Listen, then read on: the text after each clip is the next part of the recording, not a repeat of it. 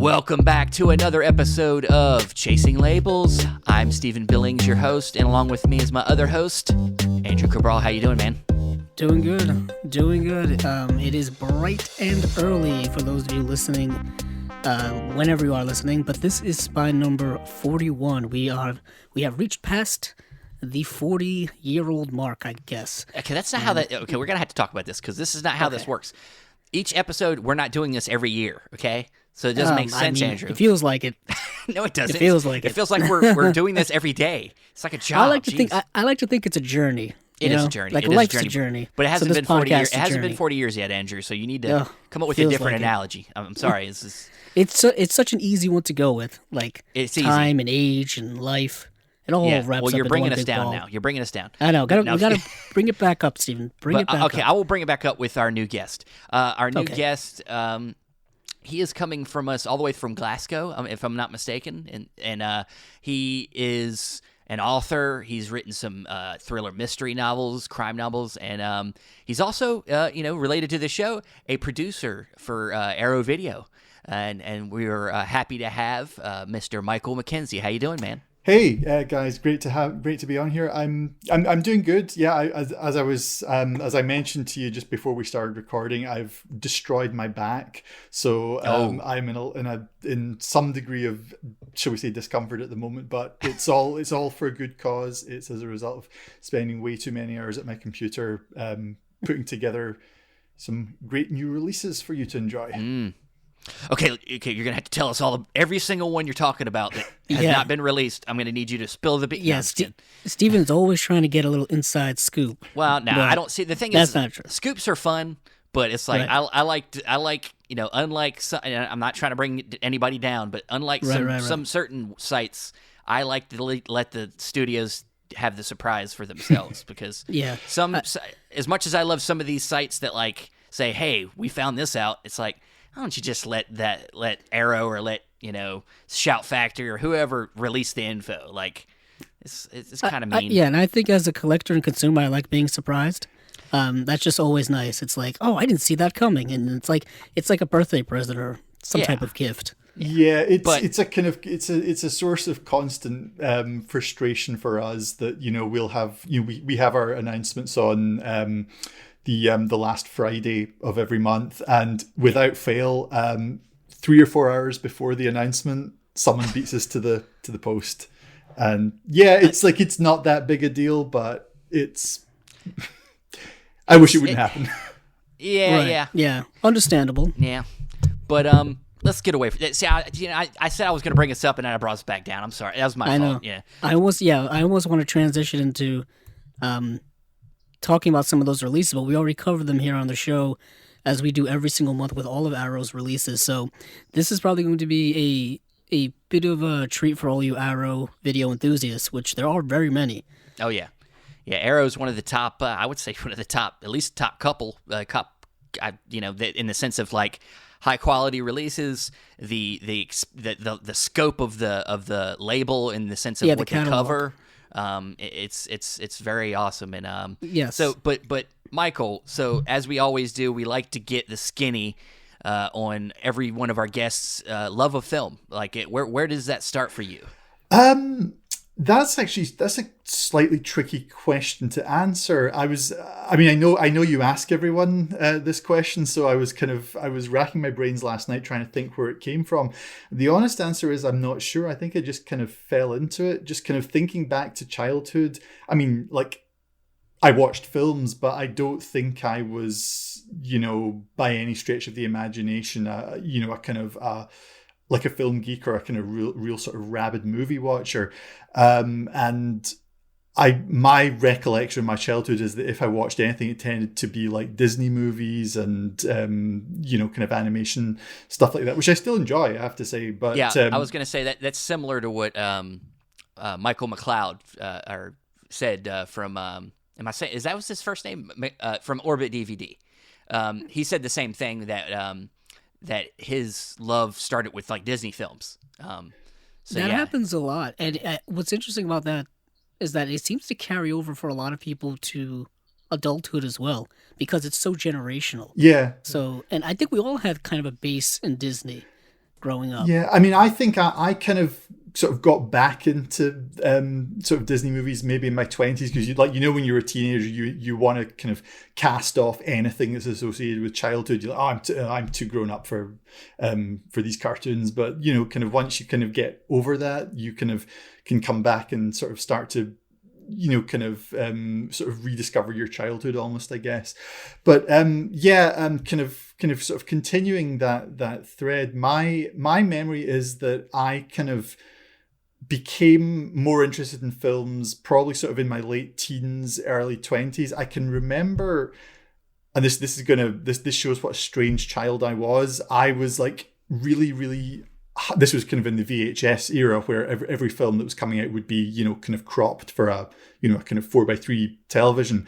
And I can remember, sort of at the age of 10, 11, 12, being aware of this and being like, they shouldn't be doing this to these films. They shouldn't be, cutting the sides off. And, all my friends were just like, what are you talking about? Who cares?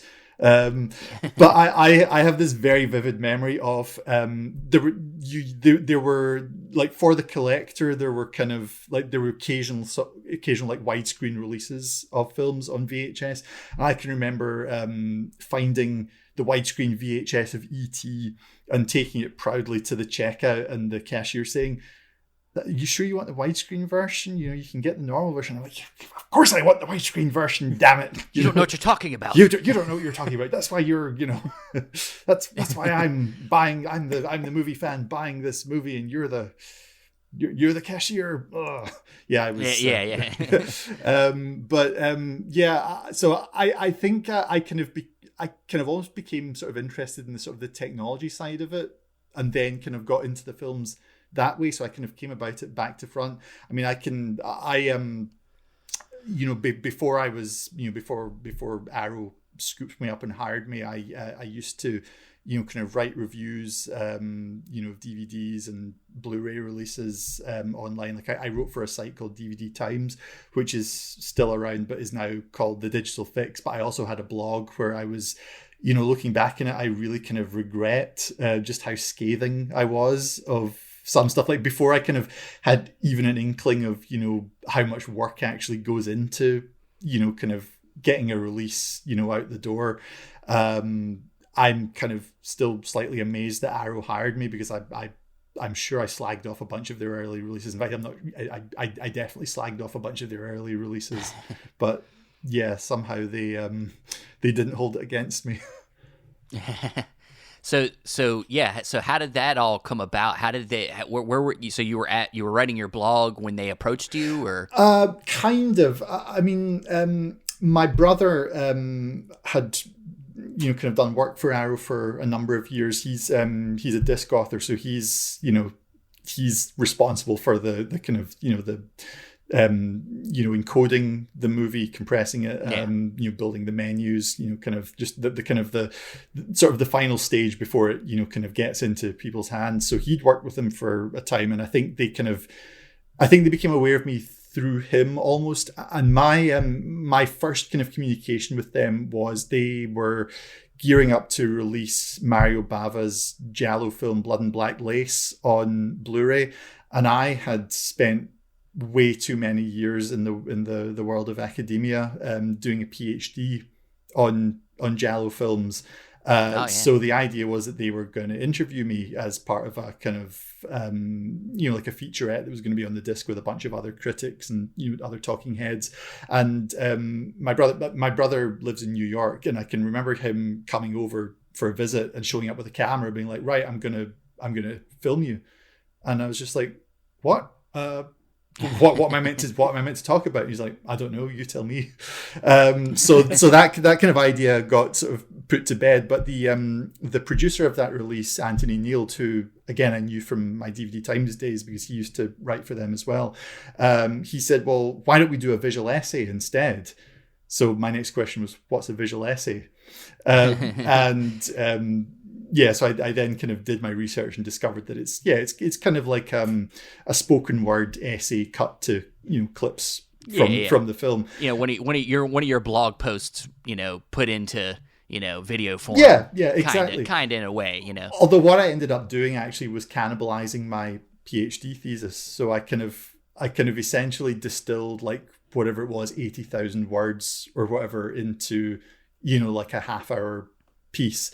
And yeah, that was my first kind of bit of work for Arrow. And then a couple of months later, I did a kind of similar piece for Dario Argento's Deep Red. And then this was round about, kind of summer of 2015. And it was not that long after that Fran Simeone, who is he's the I think head of catalog is his title at the moment. He's still my boss to this day. Yeah. I can't remember what his title was back then, if it was anything different or whatever, but he kind of reached out to me and said, would you be interested in coming on board to do some QC for Arrow? So like quality control. And I was like, yeah. I can remember my phone conversation with him, and at the back of my mind all this time is like, all the things I've said about Arrow's early releases, oh my God, but yeah, that never came up. And I came on board and started doing QC in, like the summer of 2015. And not that long after that, I was asked, well, how would you feel about producing a disc? And I think what I said was, no, I wouldn't know where to begin. It was like, oh no, it's dead easy. Just do this, this, and this. And there was this kind of, initially there was this idea that I was going to shadow one of the other producers on a couple of projects, but that didn't end up happening. I just kind of got thrown in the deep end. And the first disc I produced was Nikatsu Diamond Guys Volume 1, which was this kind of 3-film set of kind of comedy action movies from the Nikatsu studio. And it was kind of an assembly job, because I was kind of literally told, right, kind of go to this guy, get him to write the booklet essay, go to this person, get them to, kind of record an interview. So I was kind of handed the building blocks and left to, assemble them. But that was kind of my sort of baptism of fire. And since then it's been kind of basically more of the same for the last, what is it now, getting on for 7 years, which is scary when you think about it. It's scary to think that 2015 was 7 years ago. Yeah. Just in general, when it comes to kind of, your younger days, was collecting movies ever part of your just habit of everyday life? You did mention about your early VHS days of getting the widescreen VHS. Did you ever start assembling DVDs and then transitioning to Blu-rays? Like, how's that whole journey for you? Yeah, absolutely. I mean, not so much in the VHS days, although I did have a bunch of kind of a combination of like store-bought VHS tapes and kind of films that I'd recorded off TV. But I didn't really kind of get into the collecting until DVD came along. And I think, and this kind of comes back to my my kind of interest in the technology. It was like when DVD came along, it was a revolution. It was like you were getting films in widescreen for the first time. They wouldn't wear out by kind of rewinding and rewatching them. You had extras, and it was a revolution. And I think at that point I started to, it was kind of almost like the technology had caught up with what I wanted from it. So I started to take it much more seriously at that point. And that also coincided with me seeing a bunch of, kind of films for the first time that were a bit more sort of out there and a bit more off the beaten track. Like I forget whether it was January of 2001 or 2002, but Channel 4, which is a television channel in the UK, was doing this kind of horror anthology where every night they were showing, a kind of, like a celebrated horror movie from, somewhere around the world. So, in the space of a few nights, I saw Wes Craven's New Nightmare, I saw Audition, I saw Battle Royale, and then the film that kind of sort of almost changed my life, Dario Argento's Suspiria, which was the first Italian horror movie I'd ever seen. And I was just like, what is this? Like it was just so out there, and, kind of just such a sort of an assault on the senses and such a unique atmosphere. And it's like, it was almost like I was seeing what a film could be for the first time. And that really kickstarted my obsession with Italian horror, with the kind of the supernatural horrors like Suspiria, but also the giallo thrillers that Argento was a huge part of as well, and kind of it just led from there. Yeah, I mean, obviously you got obsessed with it because you decided to get a PhD or a yeah. Yeah, which I still I like to think it indirectly led me to being employed by Arrow, so it wasn't a complete waste of 5 years. Oh, I mean, look, we've been collecting our whole lives, and some people would say that's a waste of time, but I don't think so. No. I think we're buying a bunch of knowledge that's it's like my library, but so we leading from talking about that, the fact that you're kind of obsessed with the giallo genre, you have produced a lot of the giallo releases from Arrow, right? Yeah, definitely. I mean, these days I kind of have sort of scoped out my niche as the sort of the Italian specialist. So these days, if an Italian film comes out from Arrow, odds are I oversaw it. Wasn't always the case. So the Years of Lead, did you work on Years of Lead? I did. Yeah. That was a lot of fun to work on. That was the Polizio Teschi are kind of you've got a copy. He's got I've got them all around here. I tell you what, that set I've gotten through almost all of them films. It's an amazing set. I really enjoyed that. Yeah. It was interesting is this was a set that I got over the holiday season, this past holiday season. Steven was the one who recommended it to me because he had gotten it before me, and it's a great set of kind of just underseen films, and that seems to be a whole thing with Arrow. I think from the very beginning is they started putting out films that I don't think had been seen by a lot of people, specifically a wide group of people. Specifically, like you're saying, the giallo films. I actually came to giallo and Italian horror cinema through just Arrow, because they were putting them out and people were talking about them.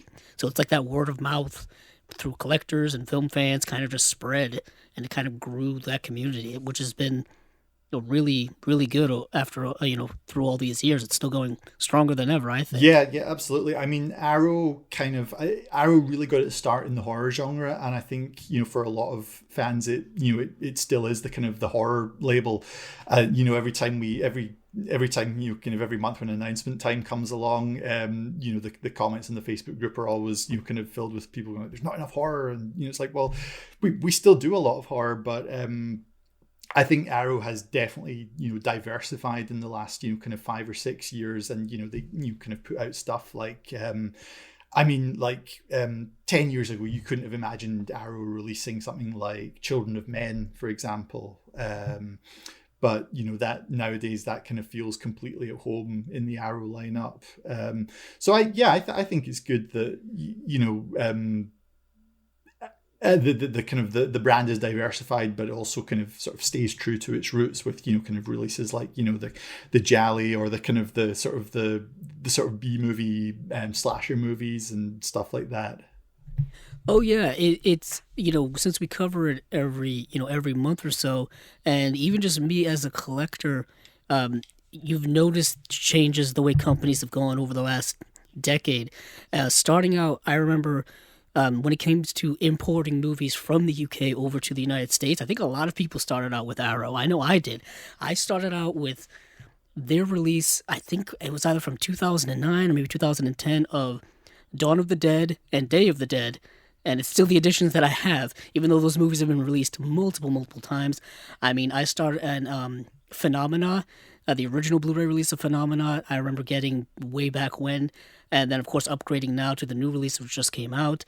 And that's kind of, like you said, horror seems to be where it is. But now, you're right. Over the last 5 years, the diversification, I don't even know if that's a word, of the catalog has been tremendous. I mean, just looking at the most recent slate, it's a group of so many things. It's horror, it's, neo-noir, it's art house stuff, it's, slasher, it's all kinds of things. And I don't know, just kind of getting an inside perspective from you, have you seen a significant change since you've been there from 2015 to now at the kind of the ground level? Yeah, I mean, one thing I should probably add is that for most of the time that I've been with Arrow until, kind of round about this time a couple of years ago, I was freelance. So I was kind of working from home. I'm 400 miles away from their offices, so there was really no other way it was gonna pan out. But I was kind of like, I was part of Arrow but not part of it. So I think quite a lot of the time, and I have spoken to people and had kind of sort of implicit confirmation of this quite a lot of the time in the early days. What was happening was that the projects that were going to me were the ones that no one else was really all that interested in. So yeah, I was kind of getting the cast-offs. I won't name any titles because that's not fair. But a couple of years ago, I came on board as a salaried employee, still working from home, still working from Glasgow while they're near London. But kind of, I've got more of a foot in the door now, so I'm more kind of party to the kind of conversations that are going on. And yeah, absolutely. I mean, I think I think the sort of the goal of any business ultimately is sort of expanding, growing, kind of selling more stuff, producing more stuff, getting more people buying it. And that's very much part of, the changes that have gone on at Arrow. It's been about, kind of appealing to new audiences and, kind of bringing more people into the fold while still, while still keeping the sort of the long-standing fans happy. I mean, I think probably the biggest change that I've noticed is just how much more stuff we put out now than we used to.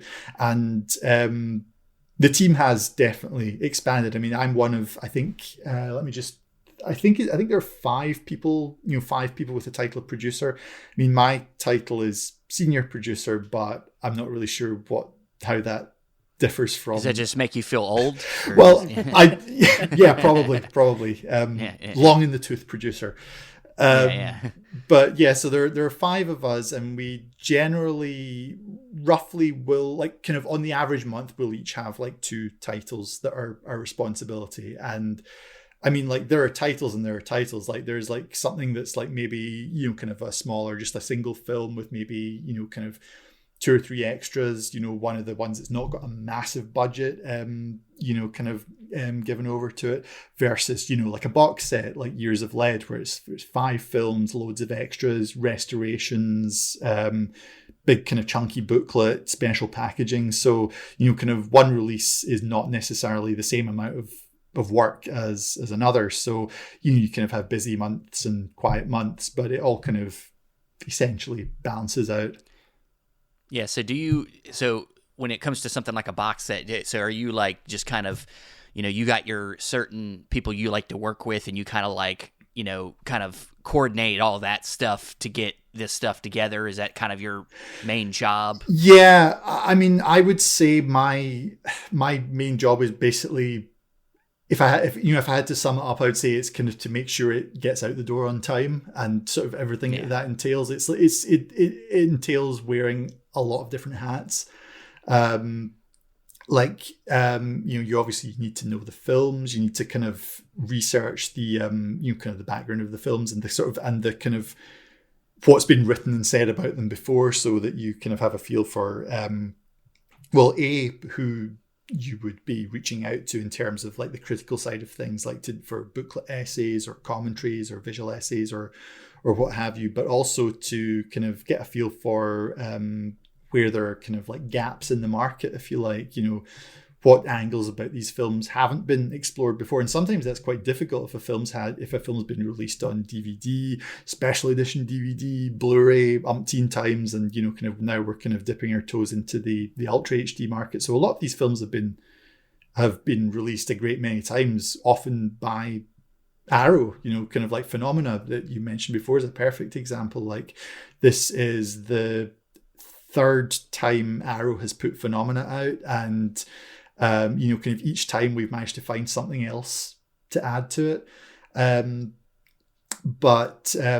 It's a kind of, it's a combination, I think, of sort of being a production manager, where you're kind of chasing people and making sure everything gets delivered on time, that it's up to spec, that it's of a good standard, making sure it gets to where it needs to be on time. But it's also a creative job, because you're kind of making decisions about what content's going on the disc, what artwork we're going to go with, who we're going to commission for the artwork, for writing the liner notes, that kind of thing. So it's a very varied job. Like it's a cliche to say, but no 2 days are ever the same, and that's part of what makes it so much fun. Yeah, I was gonna say it sounds like a dream. For us as being super into this stuff, it's like, man, God, I wish I could do that. And I know it's not easy work, but it's like, damn. I mean, it sounds like so much fun, dealing with artists, dealing with people that are in the restoration and all that stuff.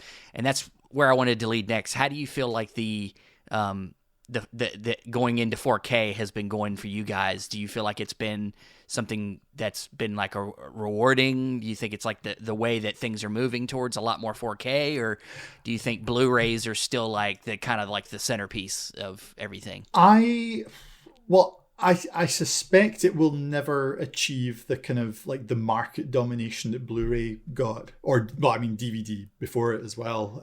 I think it's probably always going to be slightly more niche, but having said that, I don't have the numbers to hand, and I'm probably not allowed to quote the numbers anyway, but from what I've seen, the sales of the 4K titles that we've done have kind of exceeded expectations. So that's great to see, and it means that that kind of going forward we can be more confident that there'll be more in the future. I think when Arrow first started releasing 4K stuff, they were very upfront about saying, if it's a new release and we don't announce it in 4K, that probably means we're not going to do it in 4K. We're not planning on forcing you to double dip 6 months down the line. So, I think the kind of the standard has been like generally 1 or 2 4K titles a month, versus, kind of 7 or 8, kind of regular Blu-ray releases. And I think there's definitely a desire to do more than that. Actually, quite a lot of the time, the biggest issue is just having enough kind of like manpower, if you like, because these discs take a long time to encode, way longer than Blu-ray, especially if you want to do it well. And there's a kind of there's a sort of limited number of facilities that we work with that are able to do that. So quite a lot of the time it's like, well, if we could release 5 or 6 a month instead of 1 or 2.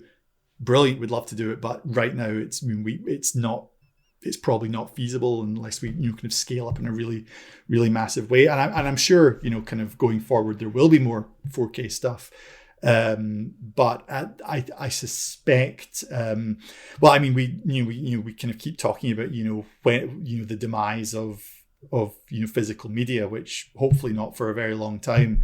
But kind of at the back of our minds, there is very much this sort of thought that, well, there's a good chance that 4K UHD is going to be the last physical format. So we kind of damn well have to get it right. Because for these, as I've said already, I'm hoping that's not the case, but it's not impossible that these releases that we're doing just now will be the last physical releases of these films. So, that's kind of almost these films' legacy that we're dealing with. Yeah, that's a good point to think. I've even thought about that recently too. That we're at a point where I kind of even thought that about Blu-ray, because I thought Blu-rays were they were looking so good. Oh yeah. Now 4Ks. It's like, okay, this has to be the last one, because unless this stuff's gonna shoot out of the TV like in a literal 3D sense, I don't know what else they can do to make these look any better. And of course, we've talked with other guests about how films can only be pushed so far too before you're like really changing what you're changing the movie aesthetically if you keep pushing it further and further. And that's, I think, getting away from like maybe the intentions of the filmmakers, and you don't want to do that when you're making the definitive versions of these movies. And I think that this is where I think the plateau needs to happen, and I think it's great that Arrow has decided to invest in trying to make the best version, even with some things that, like you said, already have been released by you guys. You're just saying, hey, you know what? Let's go back, let's do this again, and put more money into the movie we've already put into it, and then do it again, and sometimes adding more extras and things like that. And you guys always do like poster cards and posters, and you just really give a full-on experience when you're I was just gonna say that it seems like Arrow, kind of setting themselves apart from all of the other boutique labels, and it's no slight against them because every company's different. Everyone has a different marketing business model, resources, whatever. But when it's come to Arrow, I think their big thing with them has always been the flair with their packaging when it comes to different cover arts, reversible covers, and all of extra amenities put into it. Like you just said, Stephen, poster cards. So, we get posters, double-sided posters. Usually they're multiple disc sets loaded with special features. So that seems to have always been Arrow's model.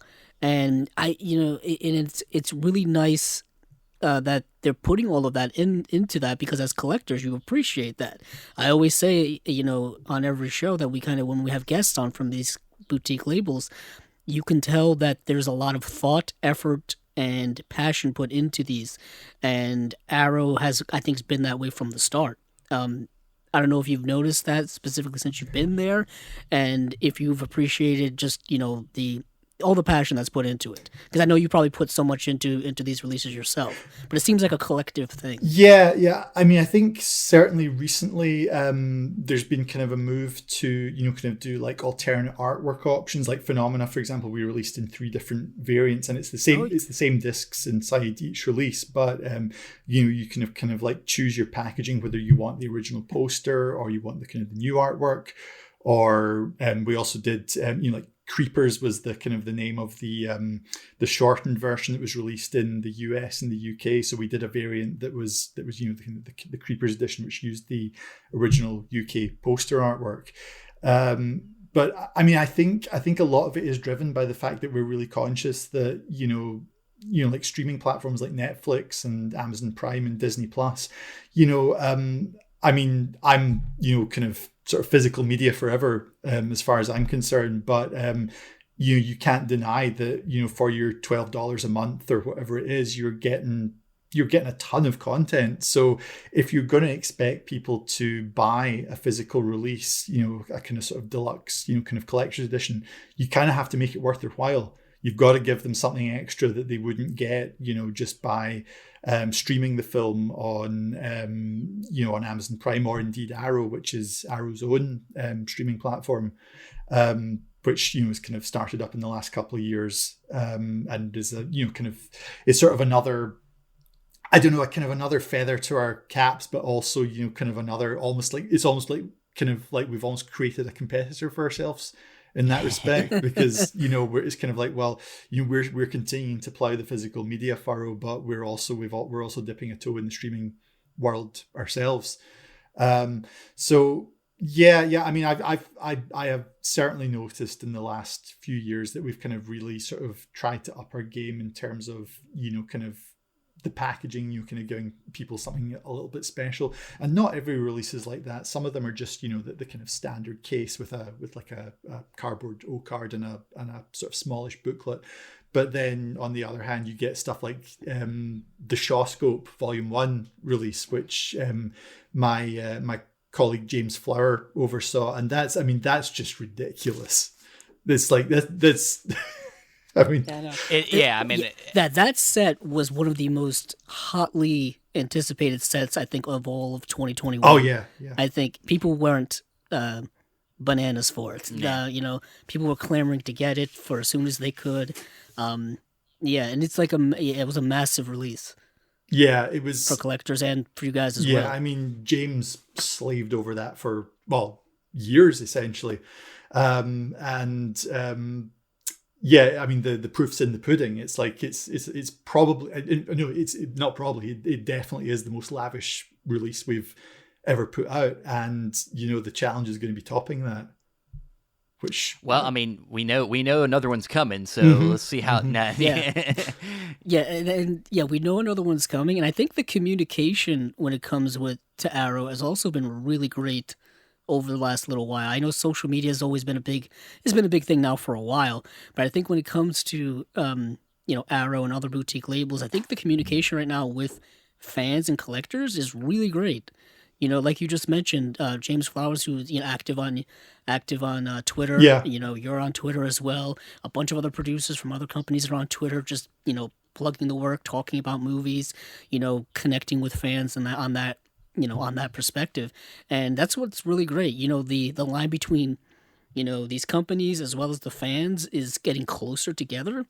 And it feels like just a big collective mind community of movie lovers and physical media lovers. And I think that's great. Yeah, I mean, like, I hope it's not kind of us and them. Like, we're all movie fans. We all want the same thing. We want these releases to be as good as they can possibly be. So, I think, anything that can sort of breaks down the kind of the barrier between, I don't know, the producer and the customer is, the buyer and the seller, if you like, is a great thing. I mean, I'm not. Sorry, on you. Oh, no, go ahead. No, I was just going to say I'm not particularly active on Twitter. I keep telling myself I will be more active on Twitter, but I just kind of I think that there's so much kind of like negative discourse on social media that like every time I dip my toes in the pool, I'm just like, ugh, I feel contaminated now. Especially on Twitter, I call it the wild west of social media, because it's just, you don't know what's going to happen on there. Like, you'll be scrolling looking for movies, and then someone will come in with the horrible political take about something happening wherever, and it's just like, I didn't expect that today. Well, have you seen the meme that's something like 95% of Twitter is people having an imaginary argument with someone in their head, and then having that argument in real life? It's like they imagine an opponent and then start an argument with an empty room. I couldn't imagine, like, I know this happens every moment of every day. I cannot imagine myself having an argument with someone on the other side of the world about something so trivial. Yeah. Like, people argue about movies. Yeah. And it's like, come on. It's like, you didn't like this movie, I liked it. Why? How are we going to convince each other of each other's opinion? It's kind of a waste of time, It's only a waste of time because when you're doing it through texts, essentially, it's kind of hard to convey attitudes and just any kind of slight but even in real life, am I going to have a fist fight over definitely whether not somebody liked the movie or not? But I think it's fun to debate movies in general. Like, I try to do that.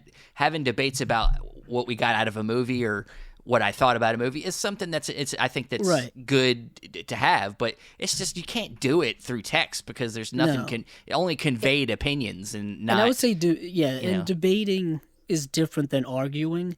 Like, debating is kind of like laying out one's reasonings behind certain things.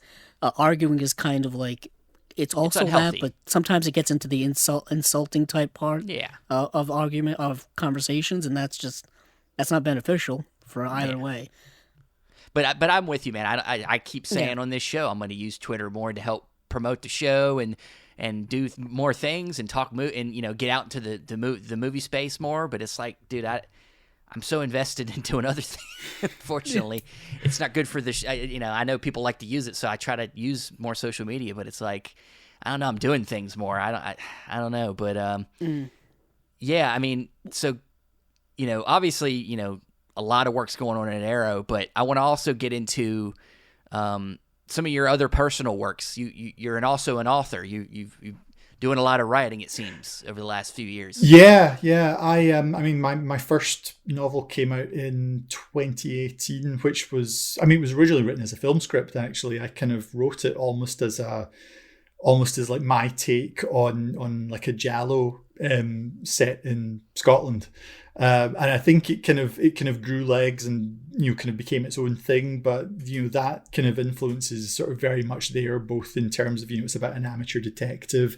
Anna Scavallini is the protagonist of my kind of three of my novels so far, and as you can probably guess from her name, she's of Italian origin, so that's the giallo link there. But she's kind of like she kind of gets involved in a murder mystery, and the kind of the motives for which would be right at home in a giallo movie. So so again, kind of it connects back to films, but in a kind of slightly weird way, and this is kind of just sort of like a sort of second hat that I wear, kind of when I'm not working for Arrow. Like I'm contracted for 4 days a week with Arrow, and I try and spend as much of the other 3 days as possible, kind of working on my writing. Yeah. And, the first, so you have, like you said, you have 3 novels, and then, and so what was the first one was The Shadow Man? In the first, In the Silence. In the Silence is the first one. I mean, I've actually done 4 novels in total, but one of them is a standalone, The Library Murders, which is kind of heavily inspired by before I was was taken on by Arrow as an actual salaried employee. I worked for something like 12 years in a public library, like part-time, and saw some kind of quite eye-opening things during that time. Things that you would not expect from a public library. People have a certain image in their minds of what a library is, and it's really not. It sounds like a whole other podcast. Library Diaries or something like that. Sorry, no, on you go. Yeah. But to you did The Library Murders first, and then from there, what did you into In the Silence is the next thing you? Well, I did In the Silence first, and then I did Cruel Summer, which was a sequel to In the Silence, and then I did The Library Murders because I just needed a change of scenery for a bit, and then most recently I came back to the Anna Scavolini series and did The Shadow Men, which came out in October last year. And so it's a trilogy at the moment, but there will be more. And nice. I'm cooking up something. And it looks like, and it looks like you kind of did like a compendium or like a whole full on of like all 3. Oh yeah, yeah. Mm-hmm. Yeah, that's nice. Which works out cheaper than buying them separately. So. Yeah. And get them. And where are these available, just for people listening? Your best bet probably is Amazon. You can get them on Kindle on Amazon or paperback, but you should be able to order the paperbacks through your local bookstore if you ask them. But it's basically either Amazon or your local bookstore, or I think certainly in the UK some of the some of the other bookstores like WH Smith's and Waterstones, which are kind of some of the big bookstores we have over here, you can get them. I'm not sure if that's the case in the US. It might be a case of Barnes and Nobles is really our only. Well, sadly, these smaller bookstores kind of fading away here and being overtaken or it's the same here, beaten up. Yeah. When it comes to, I was just going to say, Stephen, I just wanted to ask him about when did you decide that you wanted to become an author? Was that, like you mentioned, that it was based off of a screenplay? So did you initially have plans for writing screenplays, and then it just kind of evolved into novel writing? Yeah, I for a number of years I thought that it was kind of like that would be something that would be kind of like a dream job, would be to be a screenwriter, and it kind of made sense to me because kind of sort of movies were my like my first love. But one of the things you do learn very quickly is that it's extremely hard to get to sell a script, and as hard as it is to sell a novel, it's slightly easier than selling a script. So I thought, well, if I want anyone to ever read this, it's probably going to have to be as a book. And but quite happily, as a kind of almost like a sort of happy accident, I discovered in the course of rewriting it as a novel that I actually prefer that format to screenwriting. I think because it allows you to get more into the heads of the characters, and also it kind of like, I'm a pretty solitary person, so kind of writing being such a solitary pursuit kind of suits me. I quite like kind of like the fact that although it has to go through an editing process and stuff like that, the buck does kind of ultimately stop with me. It's like it's not going to be taken over by a committee when I've finished writing it and kind of turned into something unrecognizable. So right. I still like I would love it if like a film was to be made of In the Silence. But I was gonna say, I was like, I bet you in your mind you're like, I might not be able to write the screenplay and get it out there, but maybe one day somebody will be like, hey, can we buy the rights to this and we can make a movie, Yeah. And it kind of at the back of my mind is I was like, oh, but they'll ruin it, they'll get this wrong. I was just going to say, they'll probably take it and rewrite it, cut it down, or bastardize it in some type of or way. Maybe like a lot of other novelists, maybe they'll ask you if, hey, do you want to write the screenplay for this? And that would be cool, right? And then still rewrite it behind my back. And then of course. And they get another screenwriter to come in and do adjustments. I jest. Like I would whatever form it came out in, I'd be really happy if there was if someone wanted to make a film out of anything that I'd written. Even if it was changed beyond recognition, it would still be cool. But one thing I was going to ask is that, since you're a lot, like you said, you started out screenwriting and also like your first love was movies. So does your love of film and like how you have taken in film really inform how you like to tell your stories in your novels? Like, do you think very visually when you're writing these? People have said that In the Silence is really visual.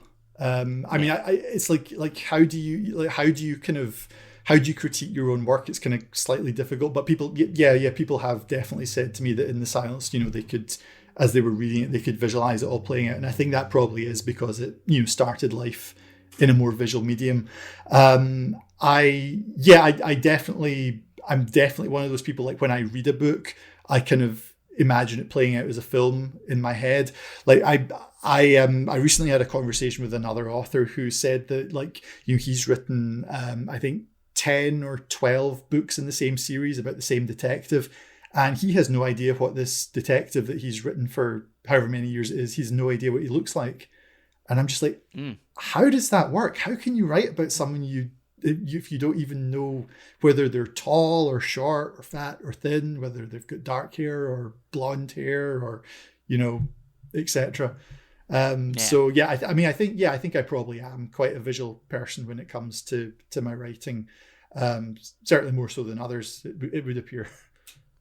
Yeah, and when it came to, like, getting your education about how to go about writing a novel, just like writing a screenplay, I even from there, like, where was that something you learned in school, or did you just pick it up on your own about getting into the formatting of writing proper screenplays or novels? Or I think I kind of just picked it up, to be honest. I mean, I've read plenty of, I've read more books on screenplay writing than I have on novel writing.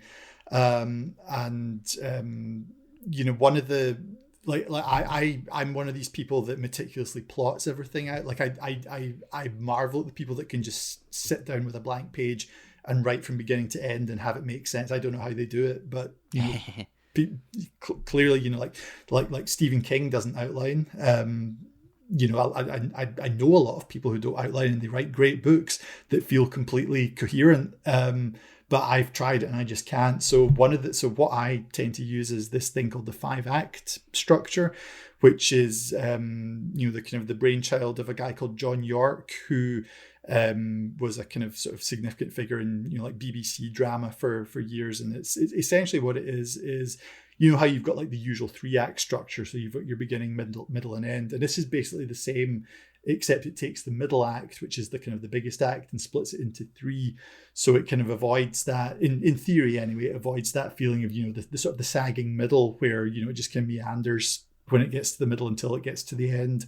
So it's kind of designed to give it a bit more structure. And it's not like a on page 5, this must happen. It's kind of like a sort of a very broad skeleton, but it's something that I certainly used when I was writing screenplays, and I still use it with novels. And I kind of feel like it helps to give me a sense of what needs to be happening at any given time.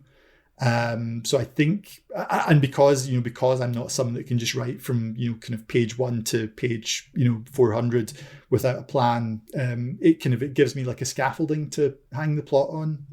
Is probably the best way of describing it. Yeah, I was going to say, some people have a better time at getting through something with a little bit of structure, I could see somebody that is just kind of like free form writing. That would be probably a little bit more of a nightmare to edit, I'm sure. Yeah. Like kind of just, free writing, and then like you got to go back. And some would say that free writing like that is the best way to get spontaneity out of your story, maybe, or like your characters. But I think everybody's got their process, and I think that I would probably be on your side. Like, I need some kind of structure to know when's the best place to do this and introduce this, and to keep people engaged so that I don't go off the rails and get boring here, or So yeah, I think I'm with you there on that. Yeah, I mean Neil Broadfoot, who's another Scottish crime author that I've shared a platform with and have kind of kept in touch with, spoken to off and on. He says that he loves to write without a plan because it encourages him to write quickly so he can find out what's going to happen next. And I'm just like, I'd love to be able to do that. That sounds so exciting. Yeah. Like I love the sort of like the romanticism, if you like, of like discovery writing, where you sit down without a plan and just see where the story takes you.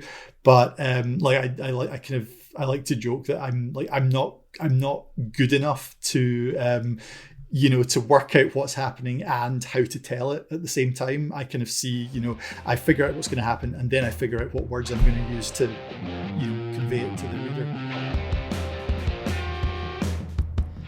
Well, that was Michael MacKenzie. He was great, man. He was, this was the first guest that we have gotten in connection to Arrow Video. So it was nice to get some of that inside info. Oh yeah, that was definitely a fantastic guest for us, and yeah, we just enjoyed talking with him about movies and about his work and extensive work and all that kind of stuff. Yeah, and he's got person to talk to. Yeah, he was great, and he's doing so much, man. I don't know how he's holding it together.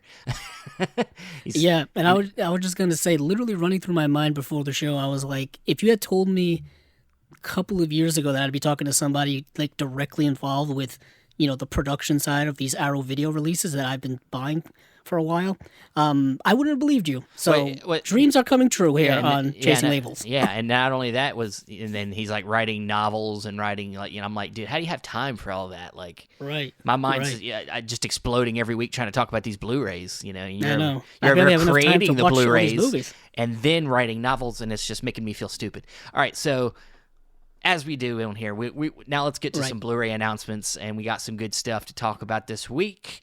We do. Where should we start, Andrew?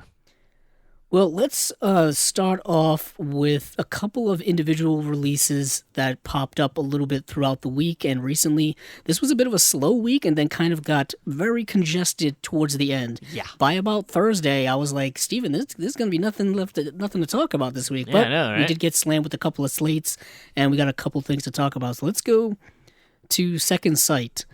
Let's go to Second Sight because they are releasing a massive limited edition, collector's edition, just looks like a Hulk of a release of Nicholas Winding Refn's Drive, the 2011 film starring Ryan Gosling, Carey Mulligan, Bryan Cranston, Albert Brooks, Oscar Isaac is in the movie. People I don't think remember that.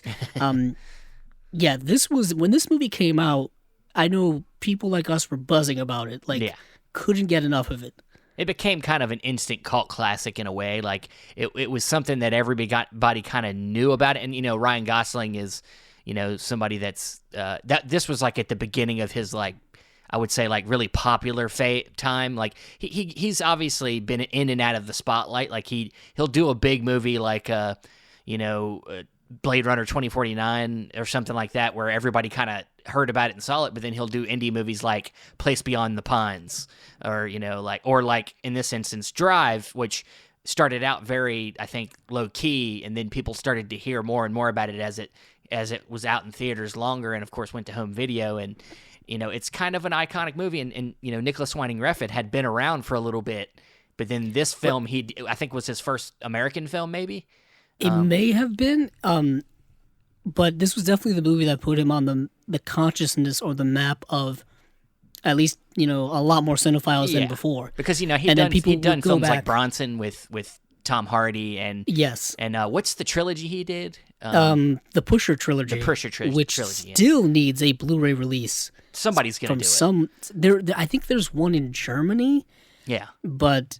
that's it. I always look it up every periodically just to remind myself that we need it in other places. Well, I'm kind of shocked that it hasn't happened yet. I think we're going to get it eventually because it looks like Nicholas Winding Refn has been kind of definitely working his way into some of these boutique labels. Like I know that he produced some of the stuff. maybe not produced, but I know he was involved in some of the indicator stuff, like Night Tide. He was involved in the restoration of that film, and then of course on this edition of Drive, the production people are the ones that actually did the restoration. So his production company was involved in restoring the film itself, not just some outsourced one. And it does say it was approved by him, so obviously he did see it. Yeah. They're not just, not going by what he wants. He's very involved, I would say, with his projects, from, beginning to end, and then obviously, their post-production life and post-release life. This is coming out on May 30th, which is right around the corner. And Second Sight has been putting out a bunch of these kind of limited edition stuff. It's them. They're the ones that keep putting these out. Well, I mean, we talked about this before. They essentially seem to focus on a lot more current films. They don't really do anything too old. Well, yeah. I mean, they did do that.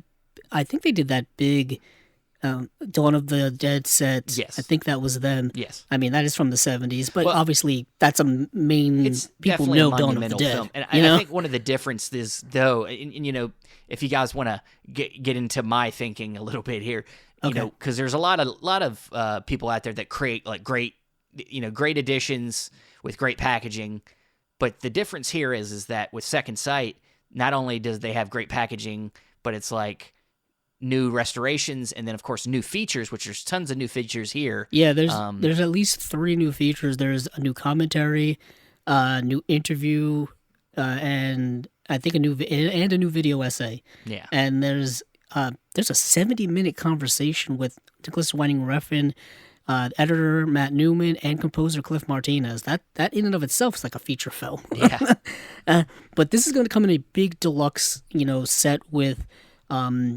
art cards as well as I'm assuming a book of some kind, because it's that big. Yeah. But they did this. We just covered it. They're doing the same thing with The Witch.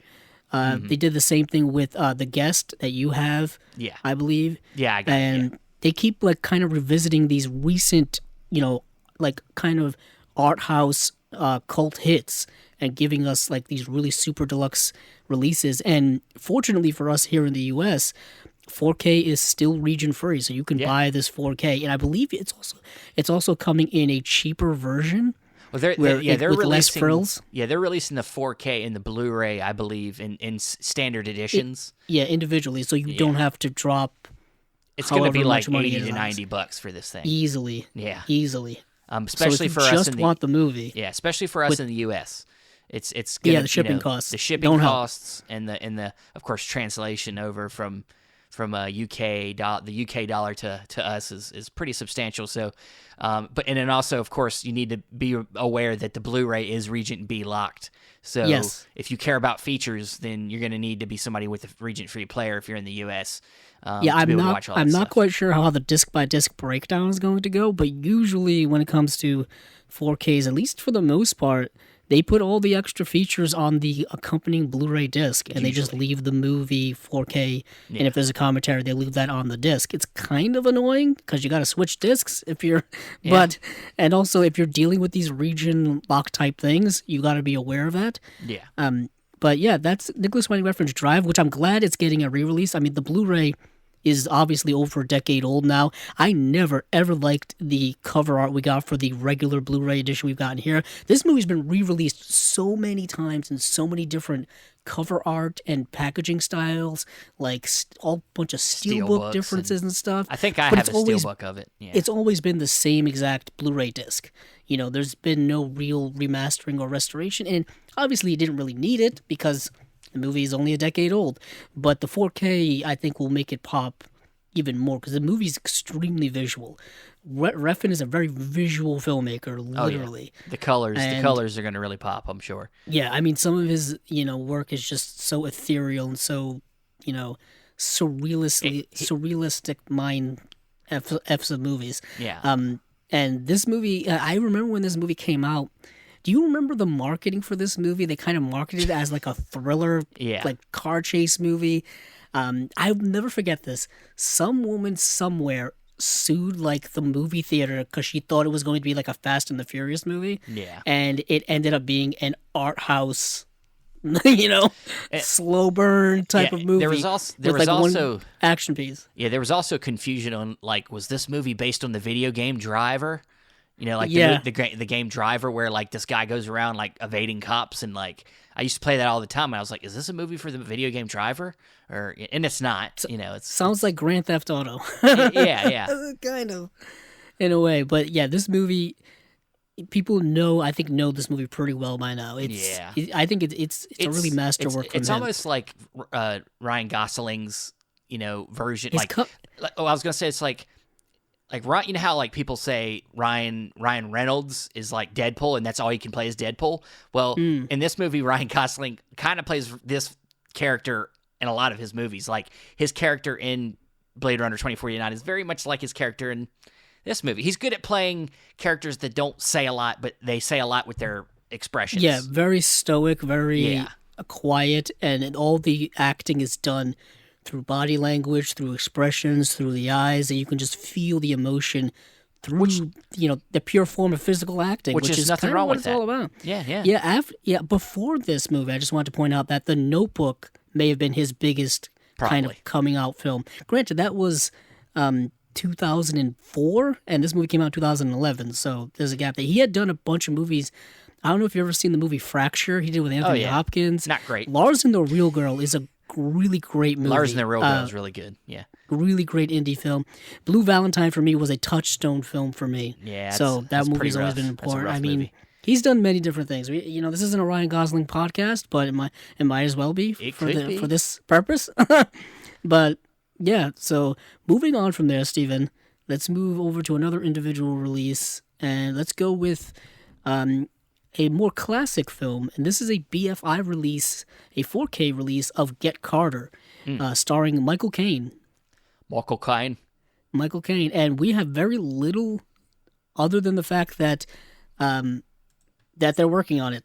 Yeah, I don't think that's about it. Yeah, the only information we got is that we know it's going to be a new 4K restoration from the original camera negative, 35 millimeter camera negative, and it is approved by director Mike Hodges. So that's all good. We know it's in good hands, and because BFI always does good work, and of course if the director's involved, I can't argue with it. So yeah, neither can I. And for those of you who haven't seen Get Carter, it's a really great like British revenge crime gangster film from 1971. Yeah. Michael Caine's like filmography from back in the day is really great. I know a lot of people know him, more modern for his more modern work. But if you haven't gone back and seen his stuff from like the 60s and 70s, you're really missing out because it's really great work. Yeah, and this film is fantastic. Like Alfie. I was even thinking, there's so much. What's the one they remade that Jude Law played in? What's that one they remade it recently over the last 20 years? That Jude Law played his character, I think, in the film from back in the day. It's escaping me. Let me look. I'm not quite sure what movie you're talking about. I'll look. But I can say that Get Carter, of course, had a remake in the early 2000s with Sylvester Stallone, so people may be more familiar with that adaptation or that version. Sorry, I remembered it, but it's like Sleuth or something like that. Oh, I know what movie you're talking about. Yeah. I remembered it before I found it. Because yes, there was a Sleuth in 1972. Directed by Joseph L. Mankiewicz, starring Laurence Olivier and Michael Caine. Yeah, and so so there must have been the remake that you're talking about, which I remember seeing that DVD cover in so many places. Yeah, there was a Sleuth in 2007, directed by Kenneth Branagh. Look at all these names we're throwing out. Yeah, with Michael Caine and Jude Law and Kenneth Branagh, of course. I think it's, if I remember, it might even be kind of like a spiritual sequel with Michael Caine reprising the role, and now it's like him years later or something like that, maybe. Which is a very more modern way of people doing things now. Yeah, that's kind of interesting. So Michael Caine, I think, just recently had a birthday. Yeah, and he is. Still working today. I think there was a a false rumor that he was retiring, and then he tweeted out or said something like, "No, I'm not." Well, he's definitely cut back. We don't see him as. I mean, I know obviously he kind of like most of the stuff he does is like supporting, and he like Christopher Nolan does a movie, he usually shows up for that, and it's he was in Tenet. Yeah. So he's not working extensively. He's not starring. He's not leading movies really anymore. But he's definitely still working. He's not done, I don't think so. No, and he's an all-time great actor. Yeah. You know, a living legend. He's a living legend. I love him as Austin Powers' dad. Oh, father? Yeah. Oh my goodness. His Faja. His Faja. Yeah, I almost wanted to go into a bunch of stuff from him, but no, people know who Michael Caine is, and if you don't, you should know. But Get Carter already had a Blu-ray release here in the States put out by Warner Brothers. So when I saw this news, I was like, oh, Warner Brothers is like, wow, they're upgrading this? And then, no, it's not them, it's the BFI. Yeah. It's not them, it's the BFI, but you can still get that Blu-ray here if you want to. It's still in print. It's put out directly by Warner Brothers, but at this point, if you don't own it, I would just probably wait for this release, because if it's 4K, you can play it here on your 4K player. You'll be fine. Hopefully, we get some more details on it in terms of special features, because I don't think that the Blu-ray we got had much in the way of special features. We got a commentary with Michael Caine and the director and cinematographer, and trailers. That is it. So nothing. Yeah. All right. Well, I guess let's move on over to Via Vision. Yes. Imprint. One of our 2 slates. Well, what we got over here now, I haven't seen any of these movies. I know you've probably seen most of them, if not all of them. I got to see 4 out of 6 of these. Yeah, 4 out of 6 of these. Well, what we got is we got it looks like they went with a theme this month, and it looks like, you know, historical epics of some kind, you know, whether it be religious or, you know, historical, or, you know, but we got the 1961 Barbados, and then we Barabbas. also Yeah, what's that? Barabbas. Barabbas. Yeah, it's okay. Barabbas. Yeah. Okay, I got you. 1958's Night to Remember, and if I remember, that's got a release on Criterion. Yes, it does. Yes. I like what you did there. Yeah, I know, right? If I remember, A Night to Remember. Yeah. And we got 1964's The Long Ships. We have 1970's Julius Caesar. And we have 1973's The Nelson Affair. And then lastly, we have 1962's Dawn of the Defiant. So tell us about these, because I can't tell anything about these. Okay, yeah. When I saw this slate, I was like, wow, this is an interesting slate from Imprint, because they usually are more diverse. I mean, this is a pretty much diverse slate. I know you've got like some biblical stuff, you got some historical fiction, you got some historical stuff, but just starting off right away, the headliner, obviously, not a headliner, but the movie I think people will be most aware of is A Night to Remember, because it's been on the Criterion Collection for a long time. It is actually spine number 7 for the Criterion Collection, and that's like based on like the Titanic story, right? Yeah, it's the sinking of the Titanic. Yeah. In a very matter-of-fact way, you know. I was watching it the other night, and I was thinking, you can't help but think of the James Cameron movie Titanic. Yeah. And if you kind of take out all of the Leonardo DiCaprio and Kate Winslet storyline, basically the heart of James Cameron's version, and you just tell the story of the sinking of the ship, you get A Night to Remember. Yeah. And it's really good. It's really good, and it's still very impactful. Okay. You know, the whole, tragedy of the unsinkable ship sinking, and just all the lives that were lost due to people making really dumb, bad decisions, and not having enough, lifeboats, and not being prepared and all that kind of stuff. It's really good. So I have to see here what the special features looking like compared to it looks compared it looks like to you're getting two new special features though. Yeah, I was gonna say There's I don't know about interview and an interview. I don't know what compared to the other edition, but yeah, there is 2 new ones here. So I'm assuming the making of is probably something that transferred over. The making of the Night to Remember documentary. Yes, from 1993, it's a minute documentary because I'm trying to compare Criterion.com to this, and the making of a Night to Remember documentary, and then more features to be announced. Gotcha. So I don't know if they're just trying to work out getting some of these special features from Criterion. I know Criterion really likes to hold on to those for exclusivity, but if you don't own the Criterion Blu-ray that exists now, maybe you want to get this release depending on where you live. Yeah, I mean, it's not going to make much of a difference because it doesn't look like there is a new scan of any kind. It's just a new HD release. It's just a 1080p release, so it's probably the same, same transfer. Same transfer. There ain't nothing except for the new features. There ain't nothing really new about this release. So I mean, it's really just a matter of how much you like the movie, I guess. If you don't already, or if you don't already own it, you can make a decision for yourself. What else do we got here? Yeah, moving on from there. Actually, when I saw this title, I confused it with another movie titled Julius Caesar.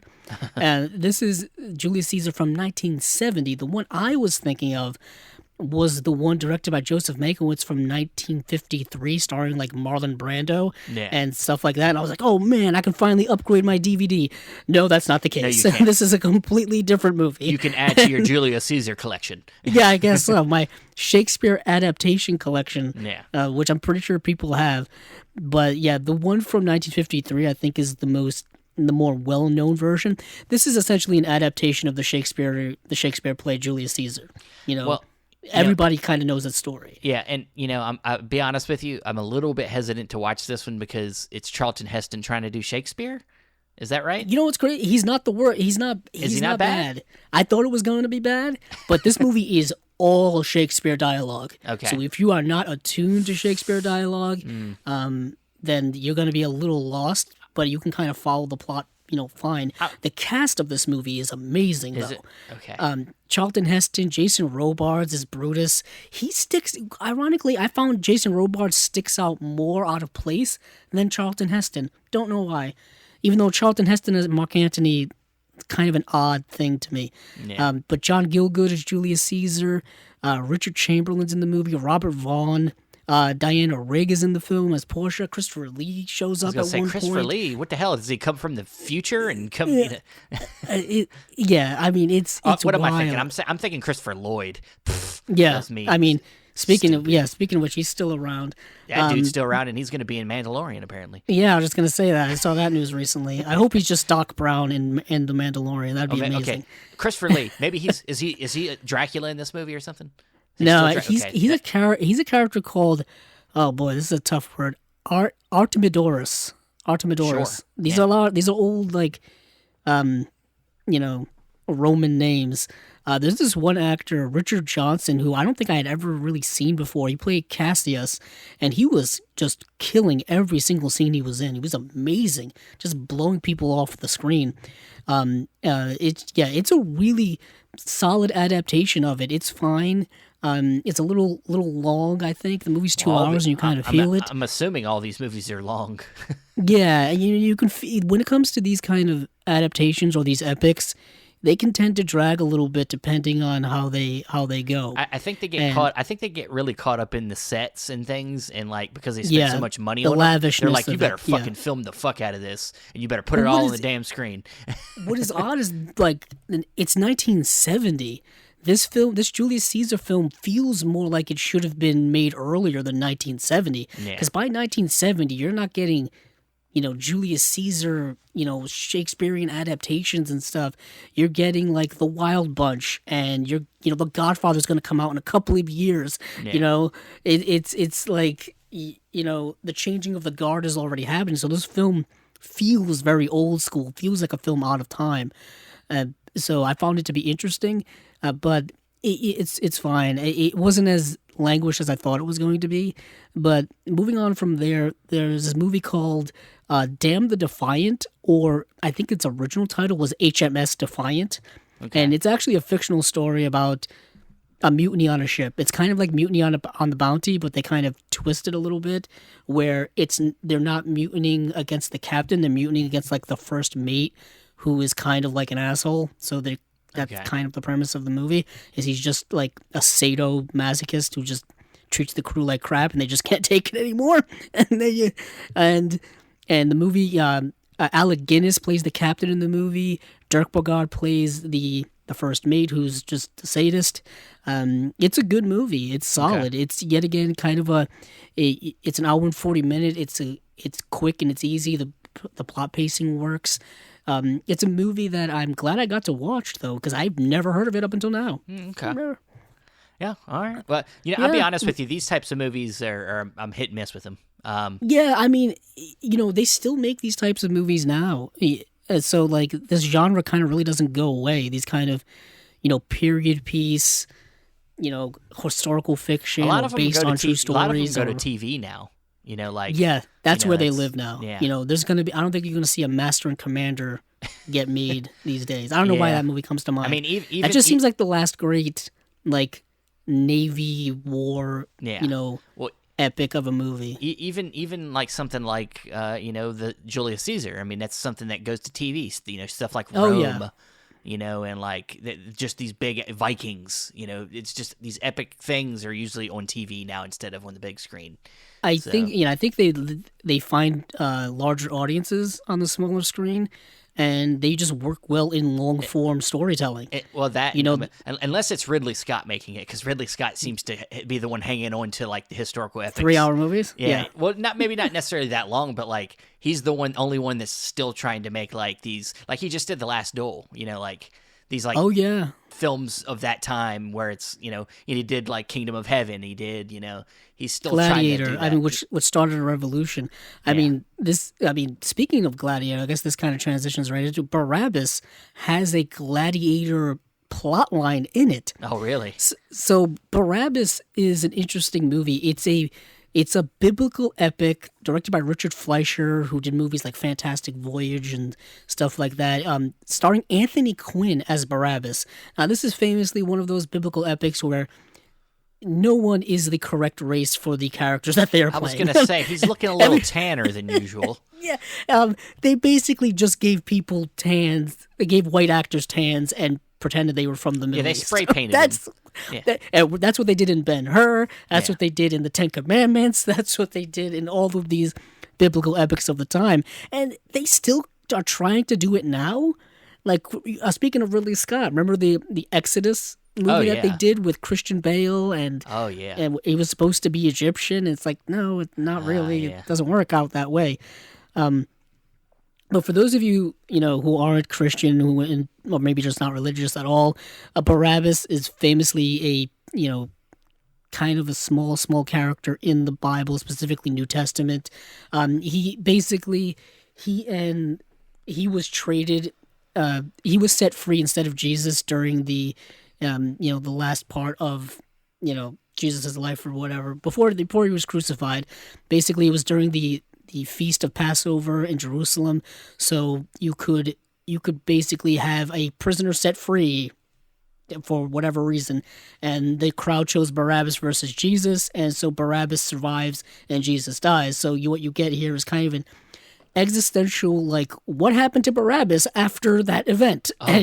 You see like what his life was up to, and the fact that he was like, he felt like kind of an eternal guilt of like, why was he chosen to live and not Jesus and all that kind of stuff. So you get all of that in here. And I'll be honest with you, it's not a bad movie. It's really, really good. You get a great cast of, actors that you're going to notice. Like Ernest Borgnine shows up at one point, and I'm just like, Ernest Borgnine, what the hell are you doing here? Yeah, it's like, what are you doing here? And and Richard Fleischer is a really good director, but there's so much plot in this movie because you're getting so much of just cramming in so much of this guy's life that it like I said, at one point he becomes a gladiator for some reason. He's like fighting in Roman Colosseums against Jack Palance on a chariot. It's wild just thinking that on paper. So that is Barabbas. Okay. 1961, that fits into the right time frame of when they were making biblical epics, the 50s, the 60s. That makes a lot of sense.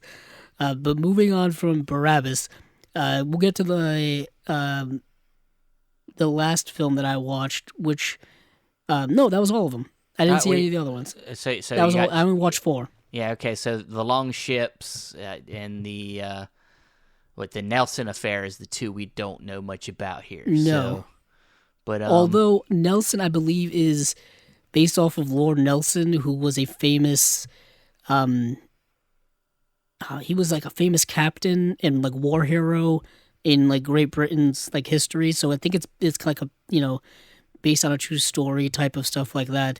Gotcha. And all of these releases are getting new special features, which is except for Barabbas.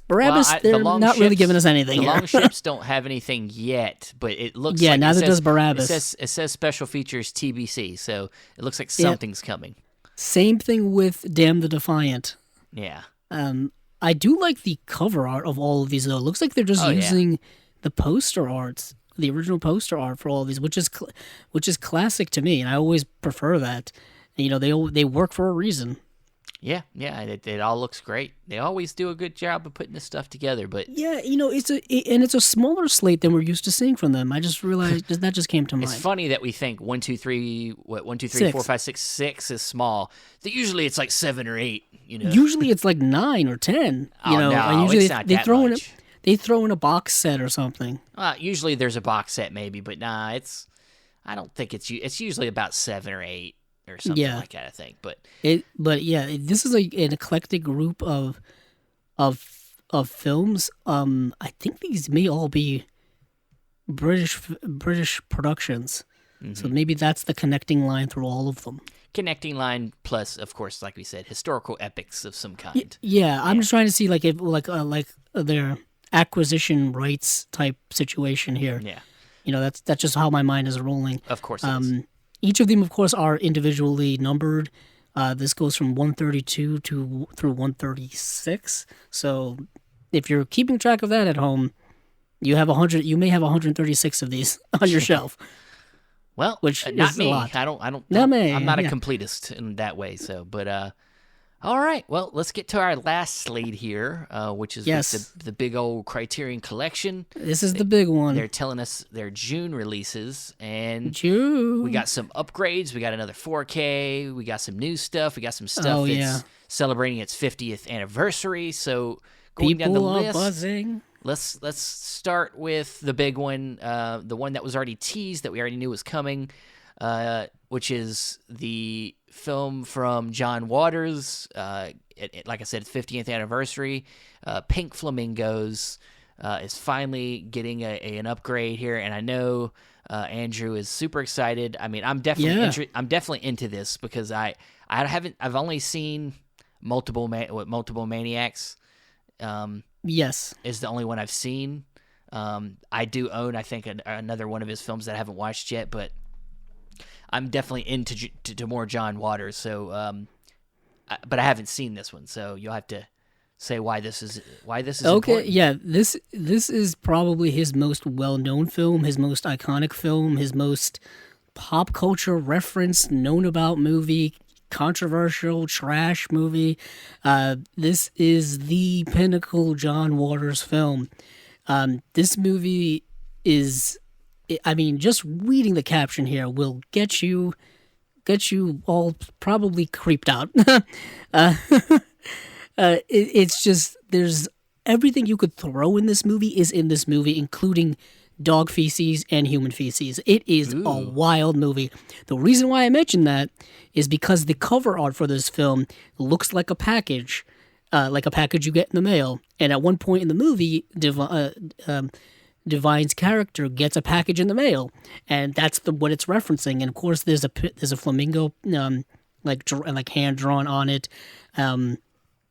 This is hopefully the midnight movie. Yeah, so hopefully the disc is some shit. It's got shit on it. Someone said that on Twitter. It's like, hopefully the disc is that, and because it's so, this like his movies are so undefinably unique because they're trash, but they're trash in a purposeful sense, and it's just incredible. This is the 4th film from John Waters that's been in put into the Criterion Collection. The others being Multiple Maniacs, Female Trouble, and Polyester. Coincidentally, Female Trouble is the movie he did after Pink Flamingos. So when that got a release, people were wondering, hey, is Pink Flamingos going to get a release at all? Polyester was also way after Pink Flamingos too. So people were wondering, hey, are they just going to skip over Pink Flamingos? But I guess not. I guess they waited for 50 years. Yeah. Because I think they purposely waited for this to come, for them to announce this, I think, on March 17th. Which may have been the exact day of when that movie came out 50 years ago, and which is, kind of uniquely done. They don't do that for many other movies, I would say. No. But this is getting, a as deluxe a presentation as we've ever gotten with a new 4K restoration. There's going to be 2 audio commentaries from the Criterion Laserdisc, interesting, and the DVD release from 2001. And that DVD release, I'm pretty sure, has been the only thing we've had in terms of Pink Flamingos on disc here in the U.S. in the last 20 years. So this has been a long-awaited release. There's also a new conversation between John Waters and Jim Jarmusch, which I really, really want to see. Oh, yeah. What is interesting is, in typical fashion, even though this was released on Laserdisc once upon a time, they just added with a new current number. So this is spine number 1131, and they're not going by what the number was on the Laserdisc. Yeah. Because when they went and started putting things out on DVD, that's when they started with the correct numbering of like 1, 2, and so on. I just thought that was interesting to mention. Yeah. But yeah, this is hotly anticipated. It's coming out June 28th, which is exactly 11 days after my birthday. So I will be getting this in celebration of that. I was going to say, if the July sale happens at Barnes & Noble's, just in time. Yeah, I know. Yeah. Just in time, really, for all of these releases. Yeah. Because what we got here is Farewell Amore is the next one we'll get to, and this comes out June 14th. This is one I got a chance to watch. Oh, nice. It's a newer film. I got to watch it as well. Yeah, it's a newer film from 2020. And it's about like this, family.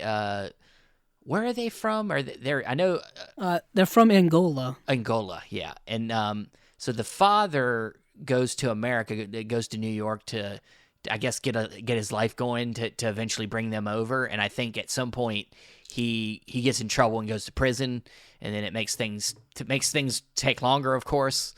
And then what is it, like 17 years later? The family finally comes over to America, and that's where our story starts. And it's a unique story. Not really unique. It's kind of a universal story. That's how a lot of families emigrate to the United States, where usually a family member or a father, typically, because it's kind of a patriarchal society structure for a lot of families, they come over, establish a job, place to live, things like that, and then the rest of the family will come over. That's what happened with my grandparents. Yeah. My grandfather on my father's side came over and did that, and then the rest of the family came over afterward. So that happens very, very often. Happens today. So it's a very modern story, but also kind of timeless in that sense. It's, like you said, it's a modern film. It is currently streaming on Hulu. That's where I watched it. Yes. And it's also got, of course, it's got a musical and a dance element to it. Yes. Where the family figures out how, even though they've been separated for so long, how much they have in common. So, it's very meditative, very... Yeah. You could also say it's kind of like Ozu, but not Ozu, Yeah, it's very good, and it's, it touches on a lot of interesting things where, like, even though, your family, even though, you were originally close, time changes things. There's a distance there that may never be reconnected ever again, just because people aren't the same as they were 10, 15, 17 years ago. Yeah. So, you don't, just because you're married to someone or you have a child with someone, originally you may not be as close to that person, later on, because life is different depending on where you live. Yeah. It touches on a lot of those cultural differences when it comes to here versus, Angola, or here versus really anywhere. And it's a really solid, independent modern film. I think it may be this director's first film. I'm not quite sure. But it's really, really good. Yeah. And it seems to be something Criterion's been trying to do a little bit more as not just necessarily focus on, finding some gems from years back, but they're staying on top of some modern films a lot more often than nowadays. I mean, that's a great transition, Stephen, to one of the more current, literally current by as of like 2021. And this is the film The Worst Person in the World, directed by Joachim Trier. And this is quite honestly one of my favorite films from 2021. It is that good of a film. And we were just talking about beforehand how they're putting this out right away. Oh, yeah. And usually they wait a little bit, but I guess because maybe there's so much, traction with this movie right now when it comes to award season or just on people's mind, that they want to, kind of tap into that and get people talking about it. I know a lot of, cinephiles and film fans have seen this movie already. And I know you got to watch it. Yeah, I got awesome. a chance to watch it, and it is really good. It's it's a film about, it is in a sense a coming of age story, but a lot of it is more about, it's definitely a female perspective of, more of a feminist point of view where, we have a young woman who's trying to figure out what she wants out of life. She starts off being kind of free-spirited and says, basically she's going to be single, and then she meets a guy that she really loves and then tries to have a relationship with him. And then throughout the story, she struggles with that. She struggles with that, need to the what she feels like she has to do, what she's expected of, and then what she wants.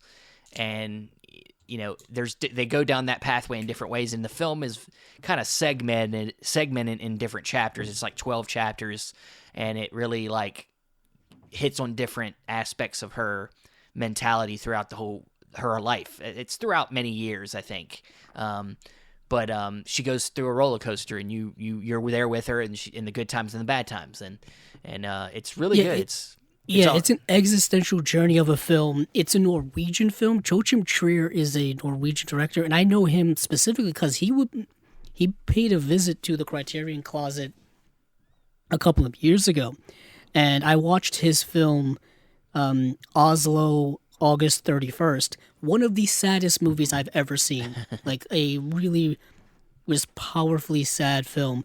And it's just it's a really great film. I can't recommend that film enough.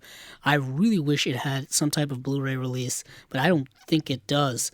At least not here. Well, not yet. That movie should come from that should come, to the Criterion Collection. Yeah, I don't think that has a Blu-ray release anywhere. Oh, I bet you it's coming in the world. Bet you it's coming. Yeah. But this is getting a new 2K master on it. Yes. So even for a new film, it's getting a new upgrade to its transfer, and then it's got some new interviews and some interview with the director and people involved. Yeah.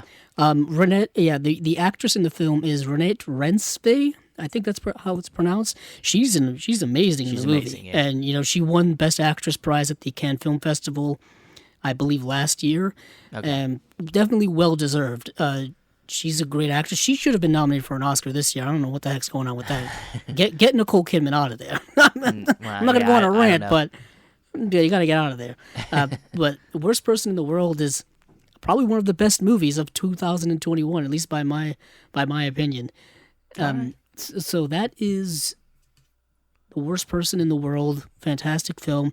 Now, Stephen, let's move to a movie that I think many people are aware of. It's kind of a cultural film, and that is Shaft. Shaft. Amazing soundtrack for this movie. Just an iconic character to the point where they keep making Shaft movies in the modern world. They space it out a little bit, but they do. But man, I don't even know where to begin. This movie is such a cultural touchstone for Black cinema, Black exploitation cinema, 1970s cinema, creating this iconic character that has been referenced and probably satirized many times and just repurposed many times. But yeah, this is Shaft, directed by Gordon Parks. Came out in 1971. I had heard that this was coming out because the cover artist Bill Sienkiewicz is a comic book artist as well, and he had hinted that he was working on artwork for a Shaft release. Yeah. Well, I didn't know it was going to be a 4K release. I didn't know it was coming out in June, but here we are. Yeah. And have you seen the movie Shaft? It's been a while, but I definitely have seen it. I think we talked about it at one point in the past, and I watched it for an episode, but it's been a while. But I remember liking it. It's like you said, it's a classic, and it's very important film for not only the Black community, but I think everybody. I think it's just it's a great film. Yeah. And Shaft, of course, is starring Richard Roundtree as the titled character, and he's just one bad mamma jamma. Oh, yeah. And he's a cop, but he's a private eye, so not really a cop. I think he may have been a former cop, but either way, he plays by nobody's rules but his own, and he just does whatever the hell he wants. It's almost like get the job done. Their answer to Dirty Harry, in a way. Very simple. Yeah, Dirty Harry would be around the same time, but Shaft is so much cooler than Dirty Harry. Yeah, he's so much cooler. 10 times cooler. I mean, Clint Eastwood's just playing one of his Western characters, but in modern day. It's very much so. Yeah, and. Yeah, there's such an iconic character, and what is interesting about this release, and what fascinates me about it is, of course, it's getting a new 4K digital restoration, all that good stuff. Yeah. It's coming out in both the 4K Blu-ray combo as well as the Blu-ray, but you are also getting the sequel as a special feature, which is interesting to me because. Yeah, it's called Shaft's Big Score, came out in 1972. It's a follow-up, also directed by Gordon Parks, but you're not getting the third film in the series. And I'm like, what an opportunity. So the third film is called Shaft in Africa. And the reason why I'm bringing this up is because as a, kind of an OCD person, collector, whatever, I would love to have. You could have just added that movie, made it a Shaft box set. We know that there's it's more complicated than that, Andrew. Of course, but I'm just trying to connect some dots here. This is me going wild. So, Shaft, it was put out by Warner Brothers. The franchise is owned by Warner Brothers. So, Warner Brothers put out a Blu-ray in 2012. Through their main line, and then they put out Shaft's Big Score and then Shaft in Africa through Warner Archive in 2019, but they also put out a triple feature of Shaft and the two sequels recently. By recently, I mean 2019, around the same time. So I'm wondering, could Criterion not put out a triple feature because Warner Brothers had already put out a triple feature of these movies, so they had to compromise and be like, okay, we'll put out the first two. Yeah. Because it feels like I'm going to have an incomplete set. Because I've been wanting to get that triple feature, and I was like, oh, now I don't need to get it because Shaft is coming out through Criterion. But then, I still need Shaft in Africa to complete the trilogy of the original. I guess you're going to have to find a single edition of Shaft in Africa. Yeah, they have it, so I'm good to go. But still, it's going to be annoying. It's going to be annoying as a collector. And then, of course, you've got to, if you get, those movies, you got to get Shaft from 2000 with Samuel L. Jackson as playing his son, and then you got to get the Shaft from a couple of years ago where it's the grandson. And don't his legacy never ends. And don't forget, make sure you have Django Unchained in your collection because apparently he's playing Shaft from way back in the day. Oh my goodness! Did you never hear that rumor? I don't think I ever heard that rumor. Yeah, that Tarantino's like, Jamie Foxx is playing an ancestor, or maybe it was the female character was related. Maybe I can't remember. Okay. Kerry Washington's character. Kerry Washington's character. It was one of the two, but there was a connection to Shaft in the movie, and I was like, oh, that's kind of funny. But Tarantino would do that. Amazing. Yeah. But I'm also fascinated by this whole kind of Warner Brothers Criterion connection because it truly really doesn't happen, especially now with Warner Brothers putting out their catalog through Warner Archive. Yeah. They're just doing it themselves as opposed to, selling it to someone else. Yeah, and So this is kind of an anomaly when it comes to a Criterion release in and of itself. It's very unique, extremely unique. But you're getting, not only are you getting the sequel as an extra feature, you're getting a bunch of new stuff on here. There's a whole new really documentary. deluxe release for Shaft. Oh yeah. Well, that'll be and the exciting. cover art's amazing. Yeah, that'll be exciting. That one comes out June 21st, and so we got a couple more here. Another big one here is a re-release of a Powell and Pressburger film, a reissue in a new 4K restoration, The Tales of Hoffman. I did try to watch this film, Andrew. I will say you did not realize what it was, did you? Well, no, I looked into what it was. I knew it was a musical. And I like musicals, but sometimes certain types of musicals don't keep my attention. And I tried watching this. I got about 30 minutes in, and I was like, I don't think this is going to be for me. It's a little bit too stagey for me. This isn't a musical. It's a musical, yes, but it's an opera. It's an adaptation of an opera. Opera and stage musicals, they're similar, but yet they're not. Opera is very different in terms of the presentation of the music, the way it's sung, the way the story unfolds, all of those things. And this is very much kind of taking the opera that you would see on stage and making it a sumptuous cinematic feast, because that's what it is. I was reading reviews on Letterboxd for this movie where people are like, don't even try to follow the plot, just get absorbed in the whole style of it all. And I was like, that's kind of how you have to do it, because I'm watching this movie and I couldn't tell you what the heck was going on. No. All I know is that it was amazing. The craftsmanship of this movie is stunning. Maybe I wasn't in the right frame of mind, but for me, I wasn't expecting it. I was expecting the story to start at some point, and there was never a story. It was just dancing and shit for the There's first. There's like a 30-minute intro before they get into the stories. Yeah. So this is but we should probably tell people what the story is. So it's a take on the classic story. It's like a fantasy opera. It's called the Tales of Hoffman.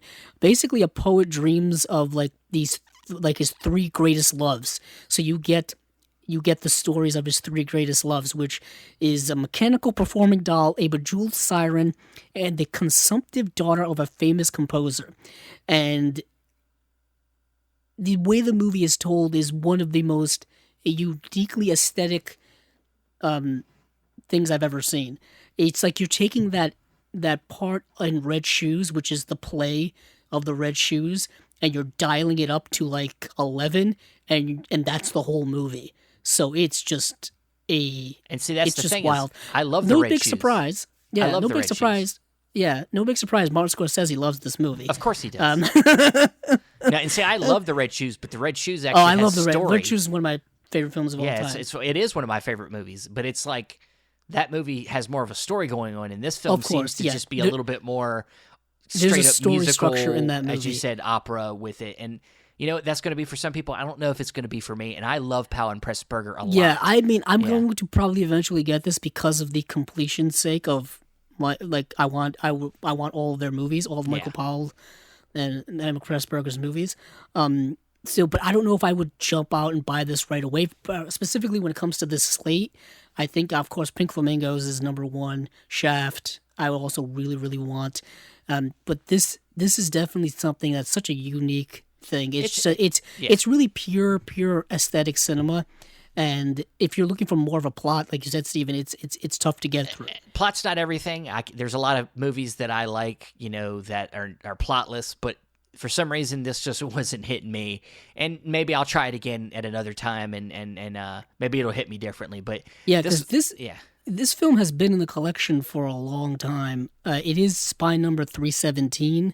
So like I said, it is a re-release of a DVD version that must have been out once upon a time.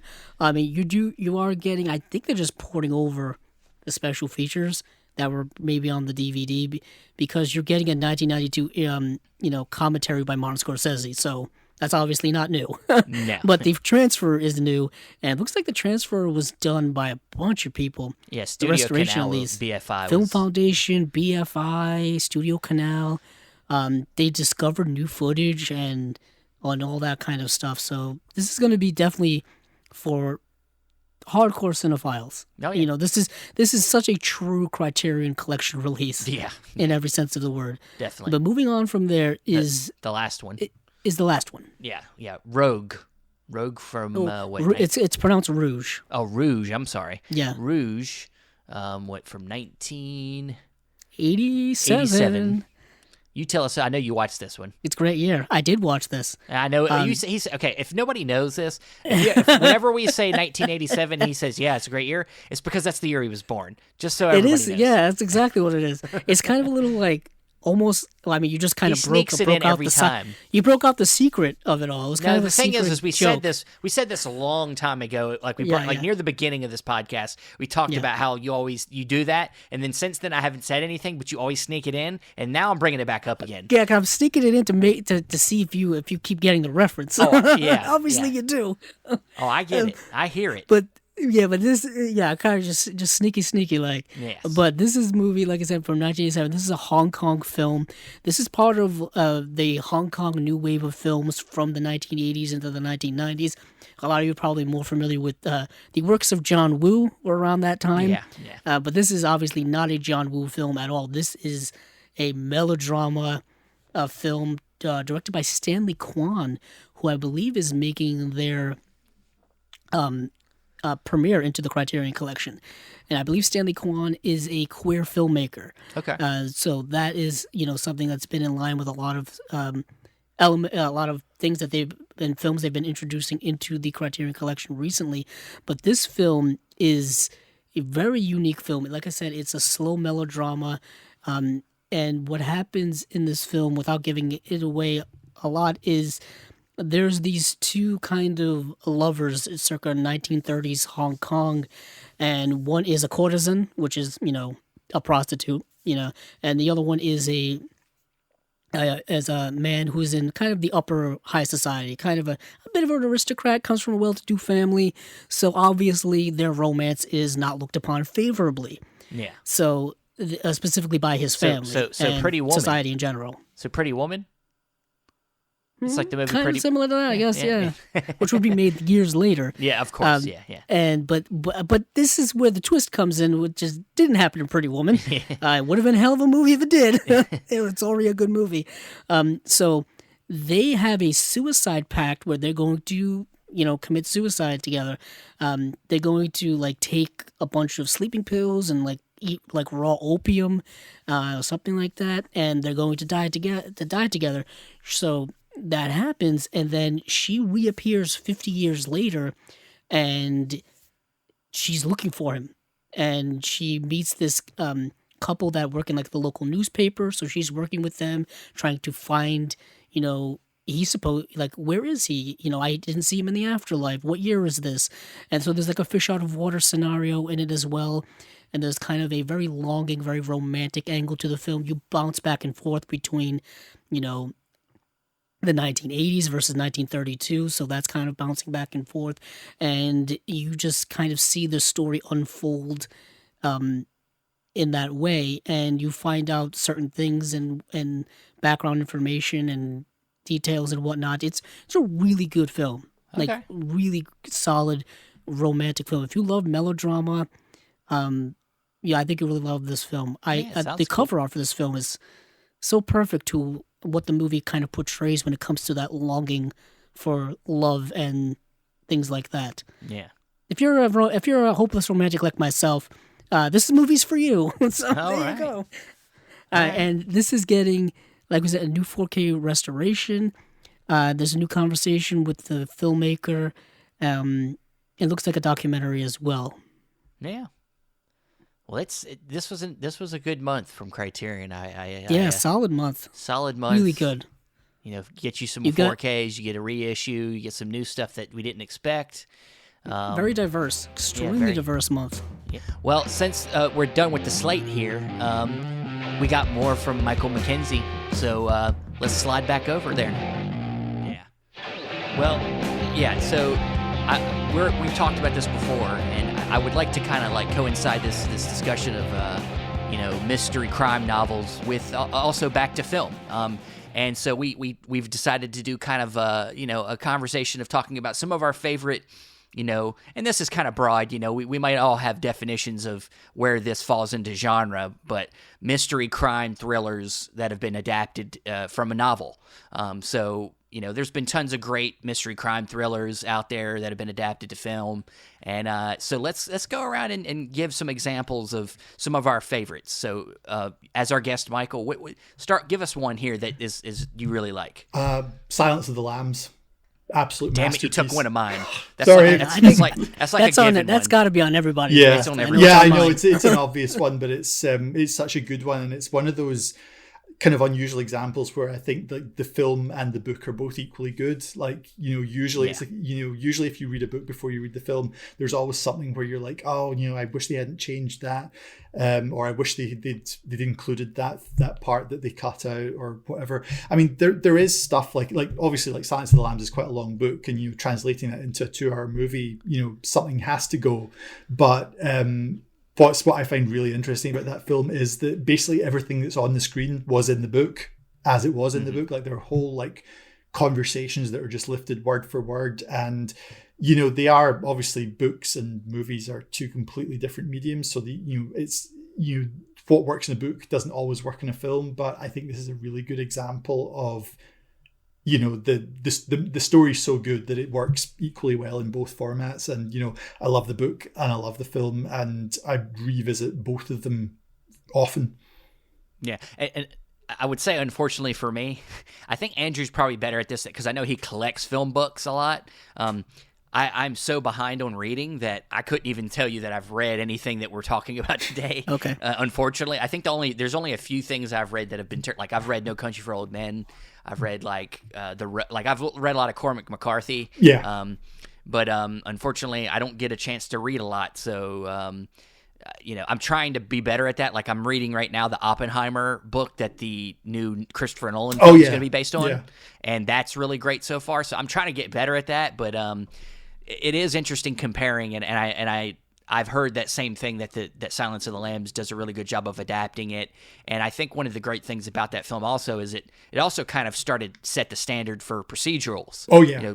Police procedurals have really taken that kind of structure and used it for, they've done like 20 CSI shows that are like based around kind of like how they structured that movie. But yeah, Andrew, I'm sure that Silence of the Lambs is also something. Definitely on my list. I mean, I think it's just, one of my favorite movies in general. Definitely, probably, I don't know, top 25, top 30. I don't know. But we did a whole episode back on Cinema Discovery Project in our previous iteration of the podcast of like movies based on books. And when you start like just looking at it in a broad sense, like so much of cinema is movies are based off of books. Like, not even just mystery thrillers, but just like in general. And it's just like, wow, there's just so much hand in hand. But for me, another one, just going back to kind of, Wait a second. Don't get ahead of yourself. I wanted to coincide physical media. Silence of the Lambs, Kino, and the Criterion Collection have put both that film out. Yeah. So yes, they have. There you go. I mean, that movie's been re-released a few times over the last couple of years. A few times. All very closely together, all widely different kind of availability. And the Kino's a 4K. Kino's a 4K. Yes. Yeah, Kino's a 4K. And Criterion put out their Blu-ray. Blu-ray. Yeah. And there was an original, I think, released through I want to say 20th Century Fox. And it was an early Blu-ray that came out in like 2009, at least here in the States. No, actually Metro MGM. I know the one. Yeah, MGM put it out. Speaking of which, just randomly, MGM is now officially part of Amazon. Just a little aside.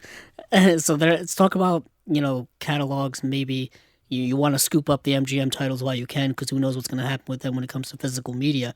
But back on track. Yeah, go ahead. Sorry for interrupting. Crossed my mind. Yeah. For what we're talking about here, I'm gonna go back to a classic film noir, The Big Sleep, Raymond Chandler's novels. Oh, yes. Talk about kind of detective stories, which kind of goes into, like you were saying about Giallo, which a lot of them are kind of murder mysteries. I'm thinking of like Cat o' Nine Tails and stuff like that. And there's always seems to be a murder at the center of those stories, and that seems to be film noir. It's all about murder and detective originally, those pulpy novels. So The Big Sleep, of course, is one that I want to talk about. I'm specifically talking about the 1946 film adaptation done by Howard Hawks and starring Humphrey Bogart and Lauren Bacall. Just, I think, kind of a staple of that whole genre. And once again, another, based off of the novel, which I have read by Raymond Chandler. It's part of a whole series about the character Philip Marlowe. Yeah. I mean, it's a classic. I think was it Warner Archive put it out? Yes. Yeah. Yes. Yeah, it's a classic of all time, definitely. And of course, Humphrey Bogart has got a new set from Indicator, so just keep putting out more Humphrey Bogart. He's kind of a Yeah, I just watched all of those movies, so I think he's just been on my mind a lot over the last week. Yeah. And for us, me and Andrew are both film noir guys, so of course film noir and kind of what we're talking about here kind of coincide. I didn't want to put too much film noir because that's too easy for me. Because LA Confidential is like one of my favorite movies from a book that's a kind of in this area, and I was like, I could easily put this on my list, but I was like, nah, that's just too easy. Do it. Go on. Yeah, I could. Nah, I got other ones. But one I'll bring up is, I guess you could say this. Definitely, all these are kind of borderline film noirs, if not film noir. But David Fincher's Zodiac is one I think. I think it's slowly getting almost somewhat of a cult status of like out of his films. Like, people know Seven, people know Fight Club. But I think now people are starting to look back on the film Zodiac from 2007 and being like, okay, this was really fucking good. It's the atmosphere, just it's a long movie. I think it's like 3 hours at least. And it's long, but it's like, dude, you go through this journey and you get to see like Jake Gyllenhaal kind of like get slowly and more obsessed with finding out who this person is that's sending out these clues and knocking off people in the middle of the night. Yeah. And it really is like just, it feels like an epic journey. Oh yeah. Its scope is, incredible. I mean, like, I think Seven is probably my favorite David Fincher film, but Zodiac would definitely be number 2. It's it's in fact I really need to revisit it again. I've seen it kind of maybe 3 or 4 times since it came out, but as you say, it's a long film, but it's one of those films that once you start you can't stop. You just get sucked into it, and it's like you say, well, I'll watch half of it tonight and I'll watch the other half tomorrow. It's like, no, there's no point at which you are going to just be like happy to walk away. Yeah, one of the most suspenseful scenes that I can always remember is in that film where he's visiting that man who's supposed to have some sort of film canister, film evidence of like the most dangerous game or something. Like he makes posters or something. So he goes down into his basement where he's got all that stuff, and he thinks somebody's upstairs, and you hear like the creaks. It's like, are we the only ones here? He's like, yes, we're the only ones here. And it's like, well, what the hell is that sound? And then they kind of both like look at each other. It's like really dim lighting, and he's like, I gotta go. And he like runs out of the house. And I'm like, God damn it, that's so suspenseful. Is there anything more unsettling when you're home alone and you hear a random noise? Like, you're like, so okay, wait, I thought I locked all the doors. But yeah, David Fincher's Seven's great too. But David Fincher's Zodiac is to me just it's becoming an all-time favorite for me. But Seven is also, Seven still got a damn, it's still influencing movies now. We just saw the new Batman. The new Batman's basically Seven, but with Batman. It's like Seven and Zodiac combined. Yeah, definitely. But Michael, what's the next one that you got to bring up? I'm going to cheat slightly here and bring it back to the Giallo. We cheat all the time. Yeah, nice. which is kind of is not quite following the parameters of the kind of the question that you put to me. But I think one of the things that I think are quite interesting about these films is that a lot of them were sold as being adaptations of novels.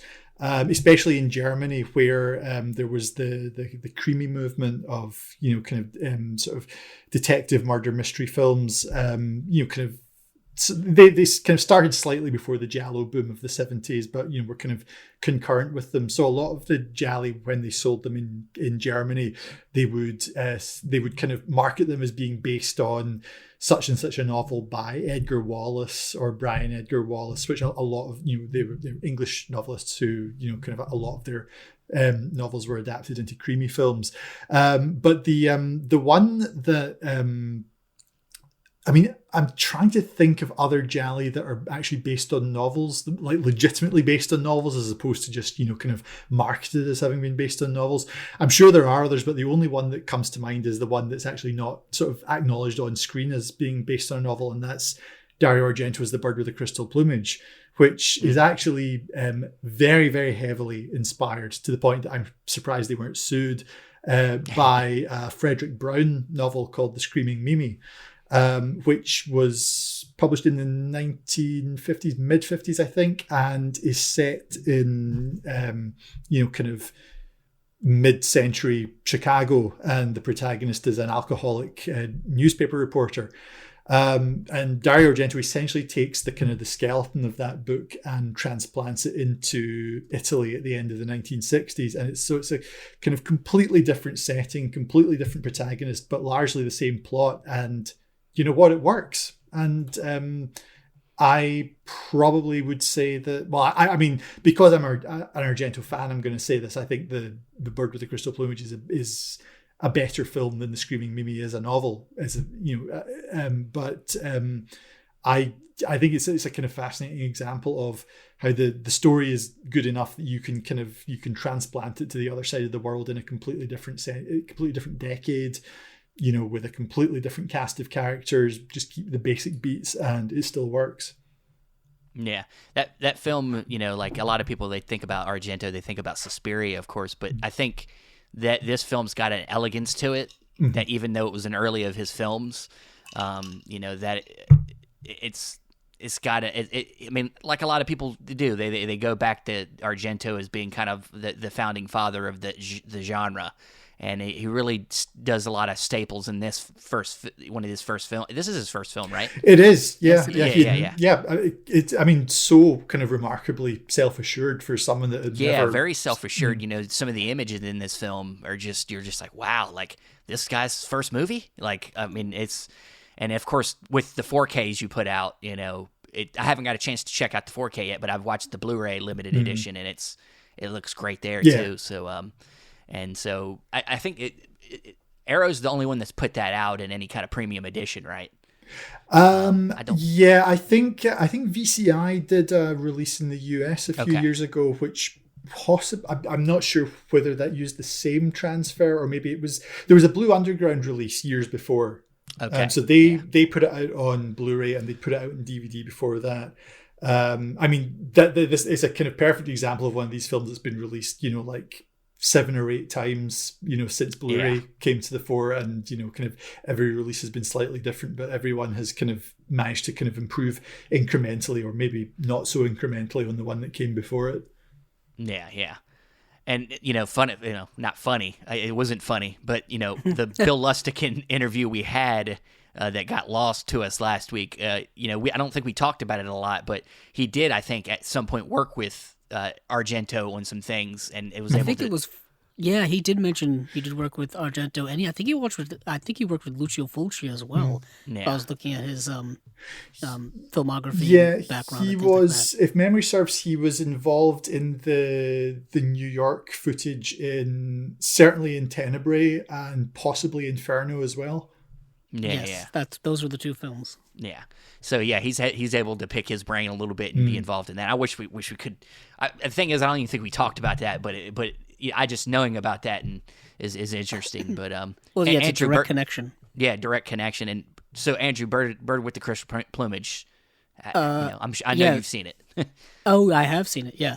This notoriously was one of my redemption titles in my collection.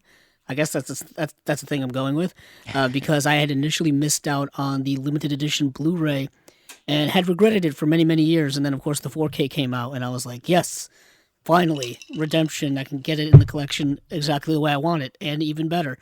But yeah, it is his first film. And I kind of love how, Arrow's kind of put together this collection of his early work, like right off the bat, all of his major early titles all line up on the shelf perfectly. Everything looks good. It looks good. I just wish we could do Four Flies on Grey Velvet, but we can't, unfortunately. Because that would have been... Yeah, you can't... That was number 3. You can't do them all, I guess. Yeah. All right, well... what's the next one you want to bring up, Andrew? Oh, for me, I mean, I might as well go back to something that I, really love, and that's the films of Alfred Hitchcock. And I'll go with, he was notorious for getting the rights and adapting novels, but he would only take like the basic idea of them and then like change it and make it whatever the heck he wanted, and then just put the title on the movie. He did that a lot. But one that he did change quite a bit, and we've talked about it before, is Psycho. Oh yeah, the Robert Bloch novel, where he changed the whole character of Norman Bates aesthetically and tonally and made it his own, and it's now become like a cultural icon. And he did that. Similarly with a lot of the films that he took the novels from and adapted. There's so many different versions of the way you can adapt a novel onto screen. Whether it's a movie, whether it's a TV series, whether it's a literal adaptation, loose adaptation. But of course, the mediums are so different that there's always going to be a loss in translation. I think that's inevitable. And sometimes people take it a little more personal than others for some reason. But for me, Psycho is my favorite Alfred Hitchcock film based off of a novel. It's a thriller because, you're watching the film and there's so much, macabre about it, so much like mystery behind the psychology of a person like Norman Bates. And of course, people have written books, written papers, done video essays, done so many things about that movie over the last several, decades that, there's not much left to say about it. But it's, it still is a fascinating film for me. And it's a slow burn of a mystery. Alfred Hitchcock, when he's kind of, the staple of the mystery thriller genre because he knew how to play with an audience so well. And he did it so purposefully. A lot of it's about, perspective. He likes to, he doesn't like to necessarily always like, sometimes with his mysteries, it's like not always just from the victim's point of view. It's like, we might even know something about the killer, but how much do we show them? He would tell us as an audience who the killer was, but in the movie, he would play the plot off as the people in the movie don't know what's going on. So the whole time you're watching it, you're like, when are they going to find out? How are they going to find out? What's this journey these characters are going to go on? Because we already know the pivotal information as viewers, and that's so unique because it's such like an inverted process of a mystery where you're supposed to keep the audience guessing. And he was like, no, I'm going to tell them the mystery. And then I'm just going to have them watch people try to figure it out, which is such an interesting view of how to, tell a mystery story. Yeah, one of my favorite Hitchcocks is Dial M for Murder, which I believe is based on a stage play rather than a novel. But it kind of it perfectly encapsulates what you're describing there, because it's like the first half of the film is these two men plotting, like they're plotting to murder one of the men's wives, and they go through exactly what they're going to do in kind of painstaking detail. They lay it all out, and then it goes wrong. And I love that because I love the kind of the sort of the insight into the planning of the murder, but I also love the fact that it then turns on its head and becomes a kind of the mystery becomes, how are they going to get caught? Because it starts with you thinking, how are they going to get away with it, and then then it becomes, how are they going to get caught? I just think of Rope every time, where like literally, this is not a spoiler. There's a murder in the opening scene of the movie. Yeah. It is there, and it's like the whole time you're like, what's going to happen? What's going to happen? He's playing with us, and it's so unique. And his films are all kind of similar. Not all of them are like that, but his best films are just us going on a journey with characters, trying to figure things out. North by Northwest, the whole Wrong Man scenario. It's just endlessly fascinating for me. Steven? I can go on forever. So stop. I know you. I have to cut Hitchcock, you off. Yeah, Hitchcock's my thing. Yeah. And before I forget, I didn't mention, because we are talking about novelists along with this, that Robert Graysmith did. He wrote the book for the Zodiac, which is the character, of course, Jake Gyllenhaal plays. And then this next one I'm doing, I'm going over to Japan and talk about a Akira Kurosawa film that I really love, High and Low.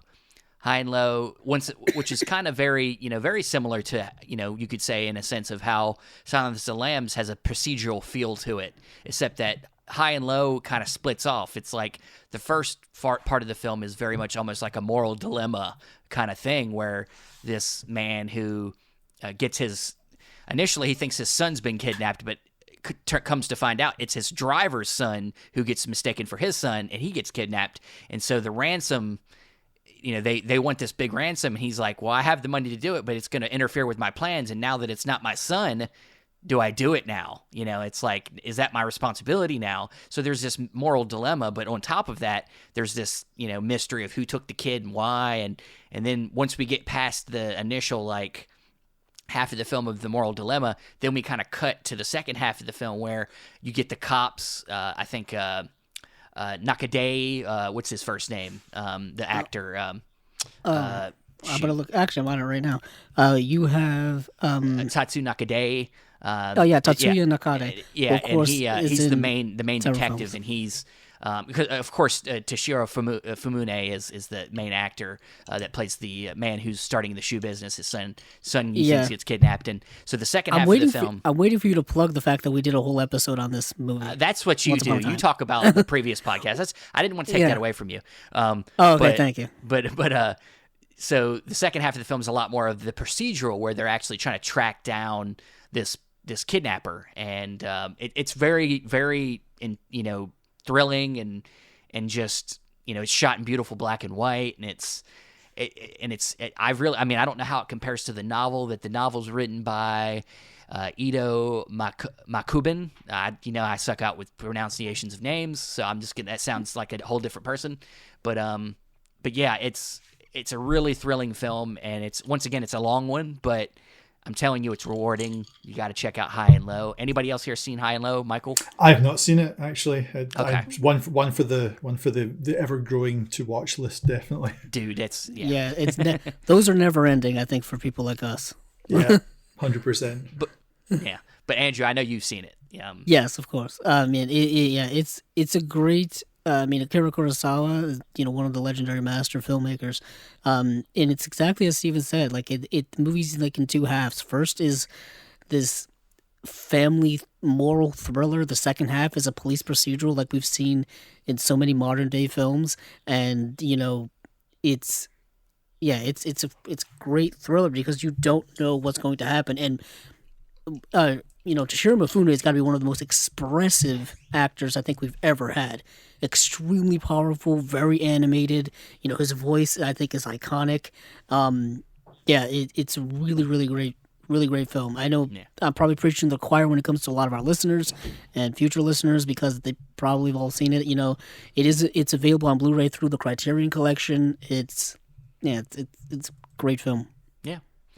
All right, Michael, back to you. Anything? Got another one for us? Yeah, I do actually. This is kind of slightly more of a fringe case because it doesn't entirely meet the kind of sort of the mystery thriller parameter, but I guess it counts. It's actually one that I produced Blu-ray release of for Arrow, Day of the Jackal. Oh, okay. Which nice. I mean is another example where I love the film and I love the book, and again, it's a pretty faithful adaptation.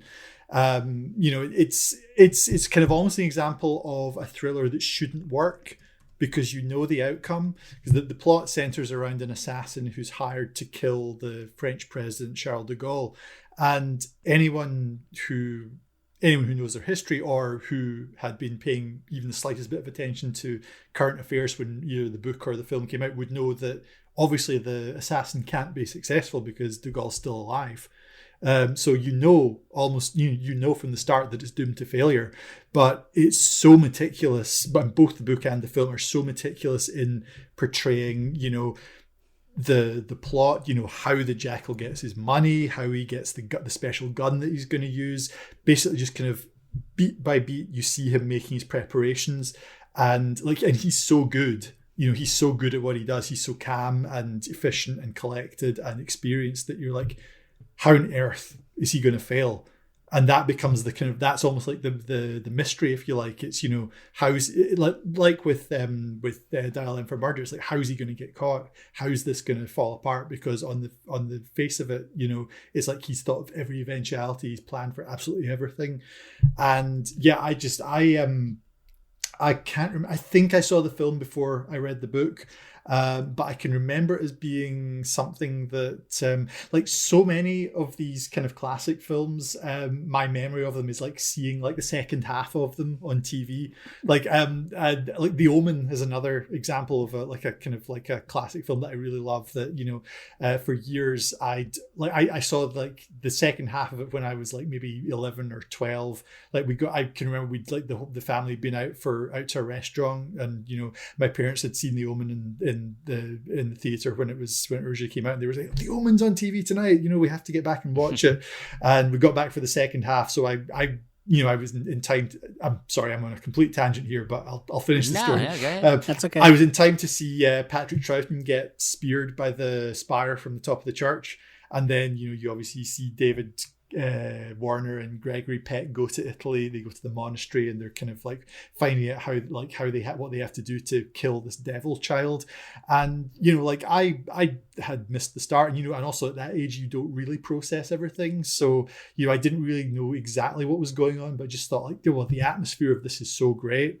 I think when you're younger, you really do soak up the atmosphere of films a bit more than possibly you do as an adult. But so yeah, I saw the second half of The Omen when I was like 11 or 12. I'm sure I saw the second half of Dave the Jackal when I was about the same age, and kind of came in midway through and just like had no idea who this assassin was and what he was going to do, but was kind of completely caught up in watching him traveling through France on this mission to get to Paris to shoot this old man. Yeah, and I don't know that I've seen. I don't think I'm definitely aware of Day of the Jackal, but I think unfortunately for me, I've seen the remake. I've seen the Bruce Willis remake, The Jackal. It's very different, and that's the only version of that I have in my mind. So, yeah, I mean that's one I'm aware of, and I definitely need to check out because it sounds amazing.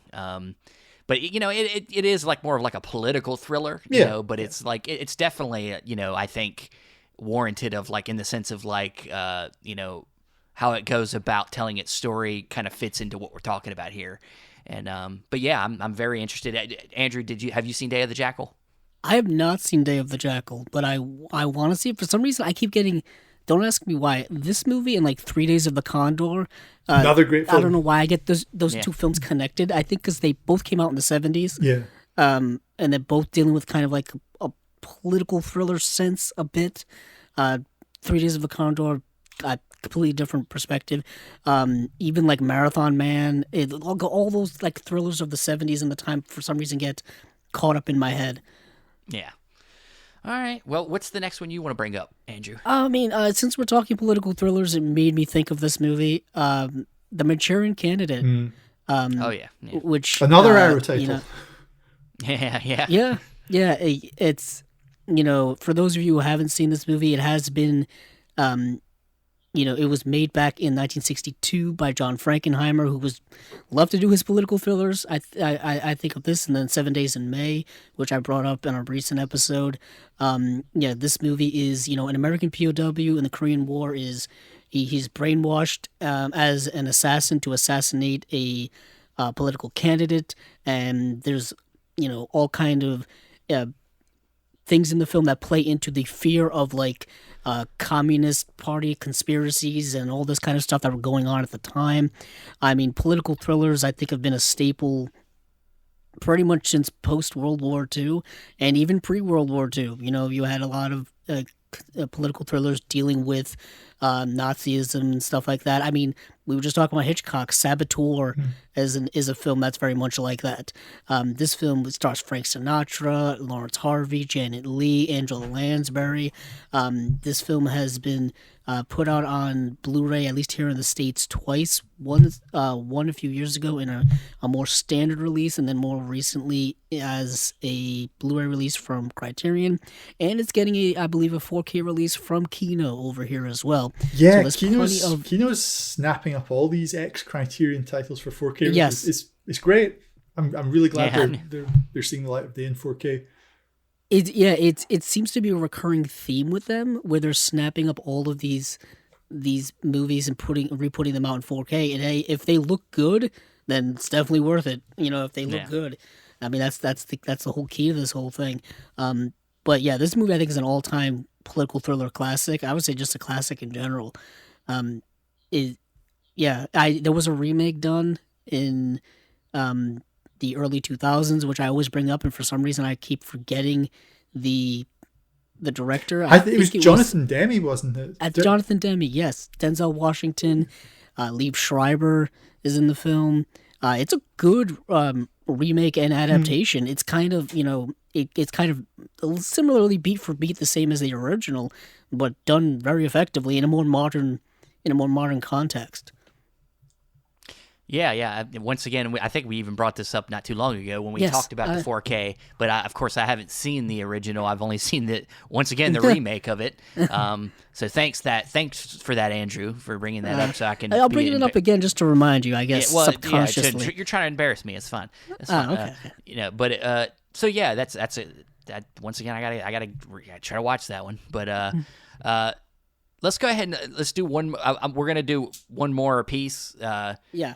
I know we started with Michael, but I'll do the last couple I have, and then you guys can talk about any other ones you got on your list, because we're almost at an hour and a half, and I don't want to go too, because we still got to talk Blu-rays. Of course. Yeah. But the only last couple I had was The Fugitive with Harrison Ford. It looks like I don't know that I'm assuming it's based on a novel, but it's showing here like from the characters by Roy Hudgens. So I know there was a series back in the 60s or 70s.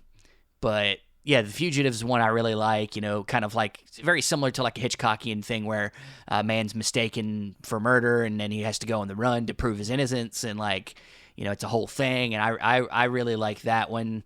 It's a little bit more action oriented, but it's I think it still kind of fits. And then the one that I'll highlight more here is Clint Eastwood's Mystic River.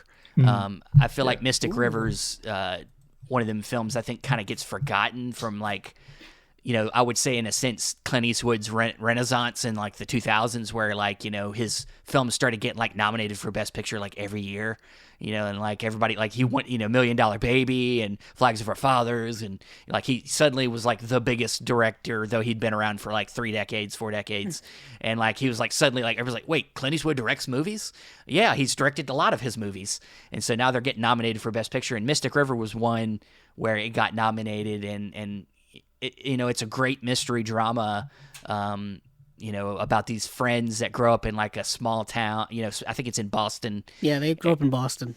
And this is from the novel by Dennis Lehane. Yeah. And, it's very much about tragedy and about, loyalty. And then, of course, one of the friends' daughters gets killed. I think Sean Penn's daughter gets killed, and Kevin Bacon became a cop. And so he's involved in figuring it out. And then Tim Robbins' character had a tragedy that happened to him when he was very young. I don't want to give all the plot points away, but he becomes kind of like a suspect in the story, and so it's got a very mystery element to it, a very emotional element to it, and I think it's just one of my favorite Clint Eastwood films. And but yeah, anybody else seen Mystic River? Yeah, not for many years, but I remember really enjoying it. And yeah, as you say, kind of very much part of that kind of Clint Eastwood sort of late 90s, early 2000s renaissance, where kind of after sort of a fallow period, he kind of started sort of getting, getting sort of the recognition he deserved as a director, once again. Yeah. He wins Best Picture in 91 for Unforgiven, and then throughout the 90s, he, obviously still continuing to do work, but I don't know that it was nearly as recognizable. You could talk about films like In the Line of Fire or Absolute Power or all these movies, but I think they're kind of not looked at as being as rememberable.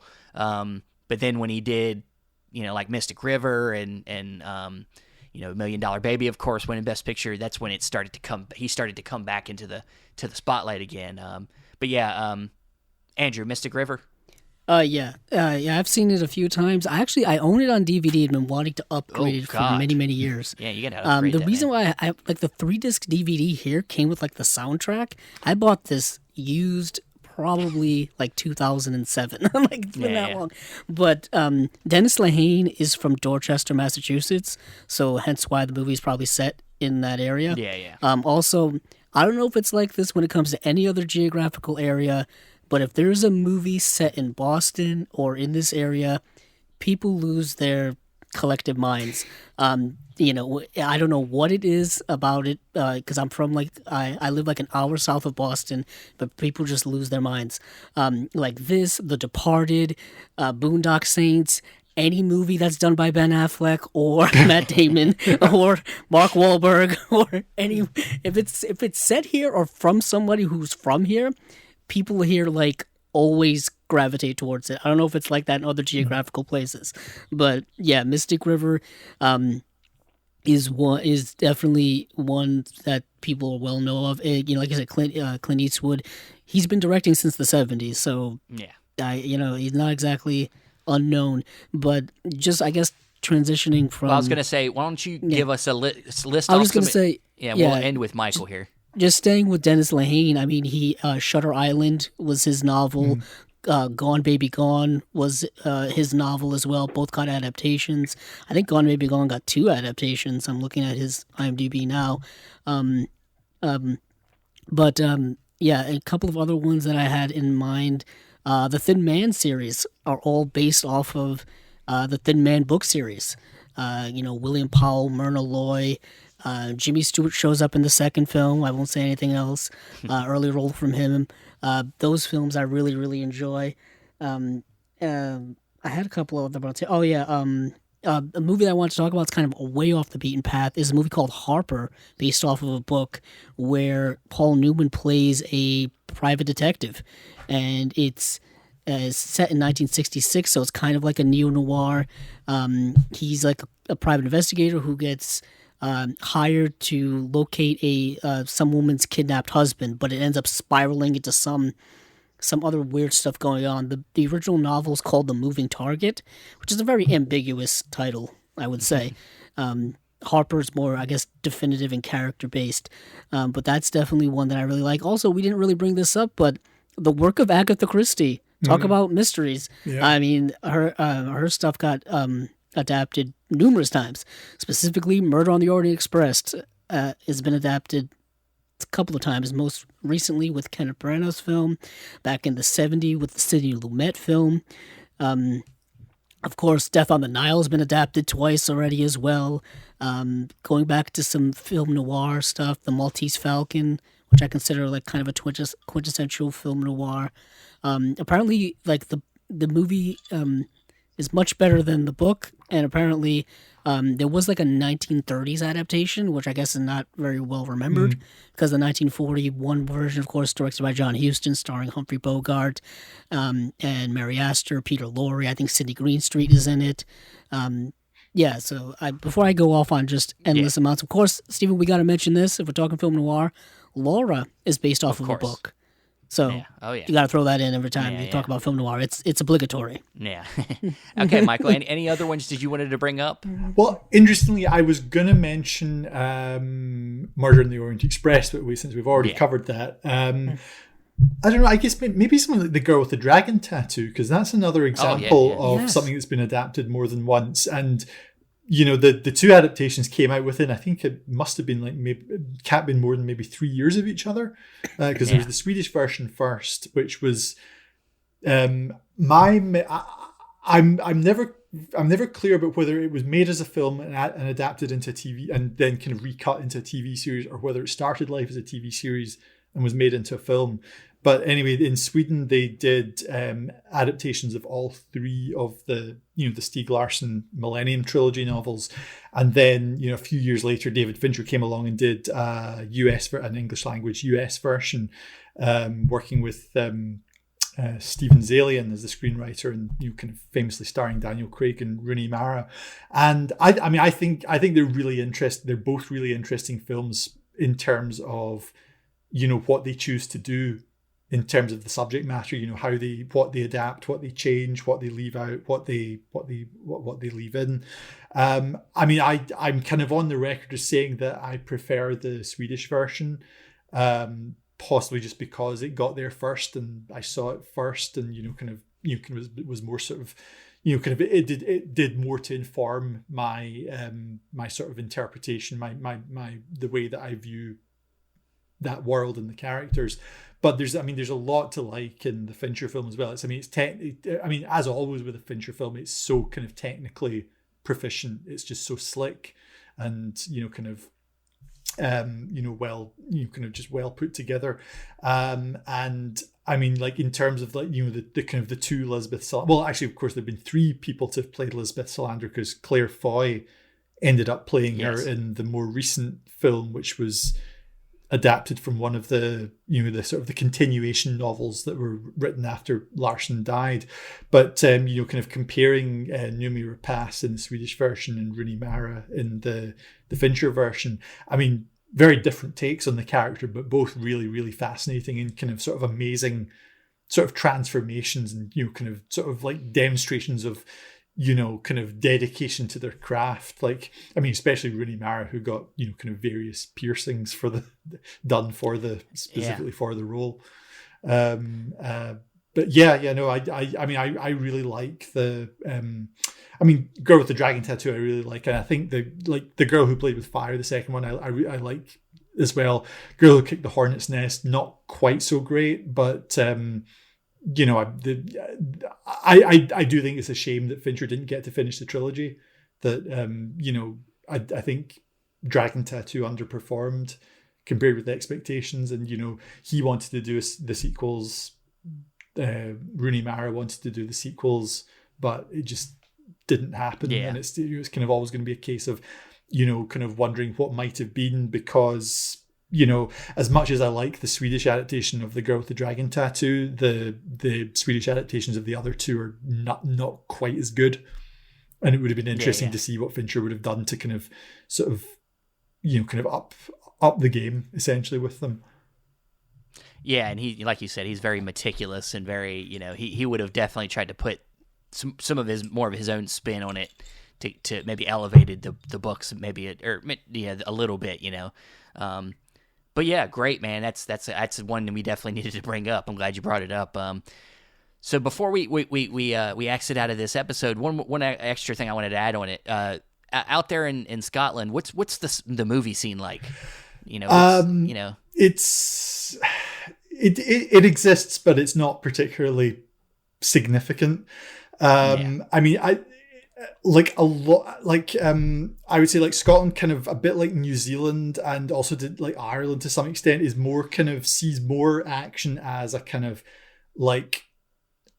location for like US productions to shoot, kind of like to save a bit of money by shooting, kind of somewhere where, they can either get good rates or where they like cheaper to hire crews or whatever. So, I mean, like you get stuff like World War Z very famously has scenes that were shot in Glasgow.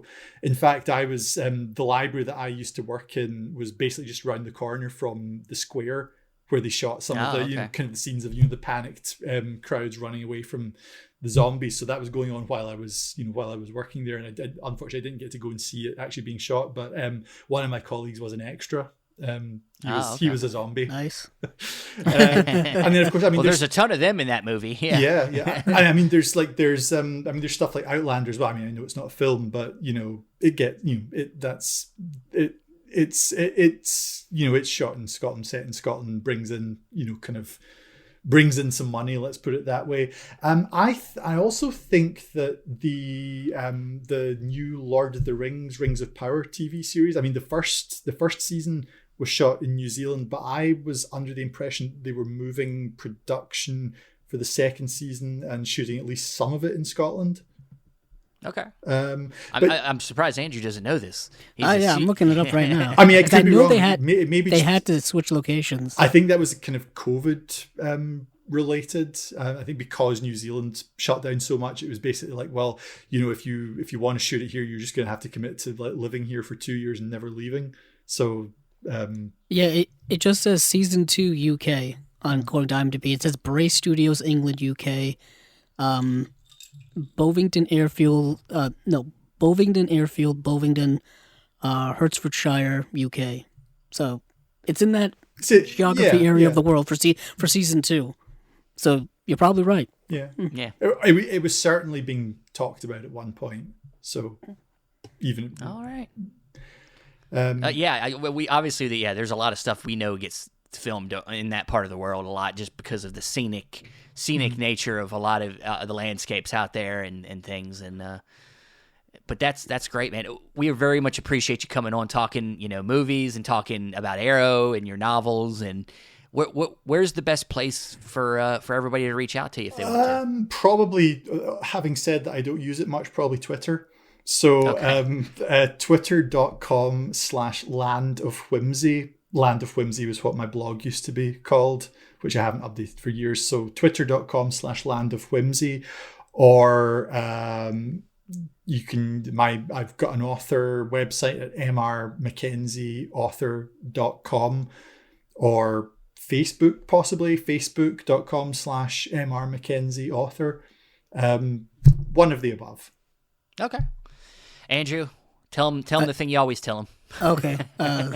Great transition. I know, right? Yeah.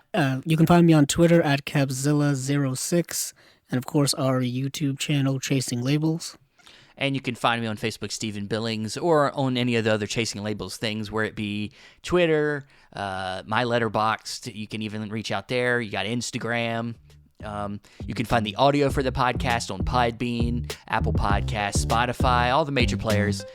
Thanks again for listening, and hey, keep on watching them movies. I know I will. Me too.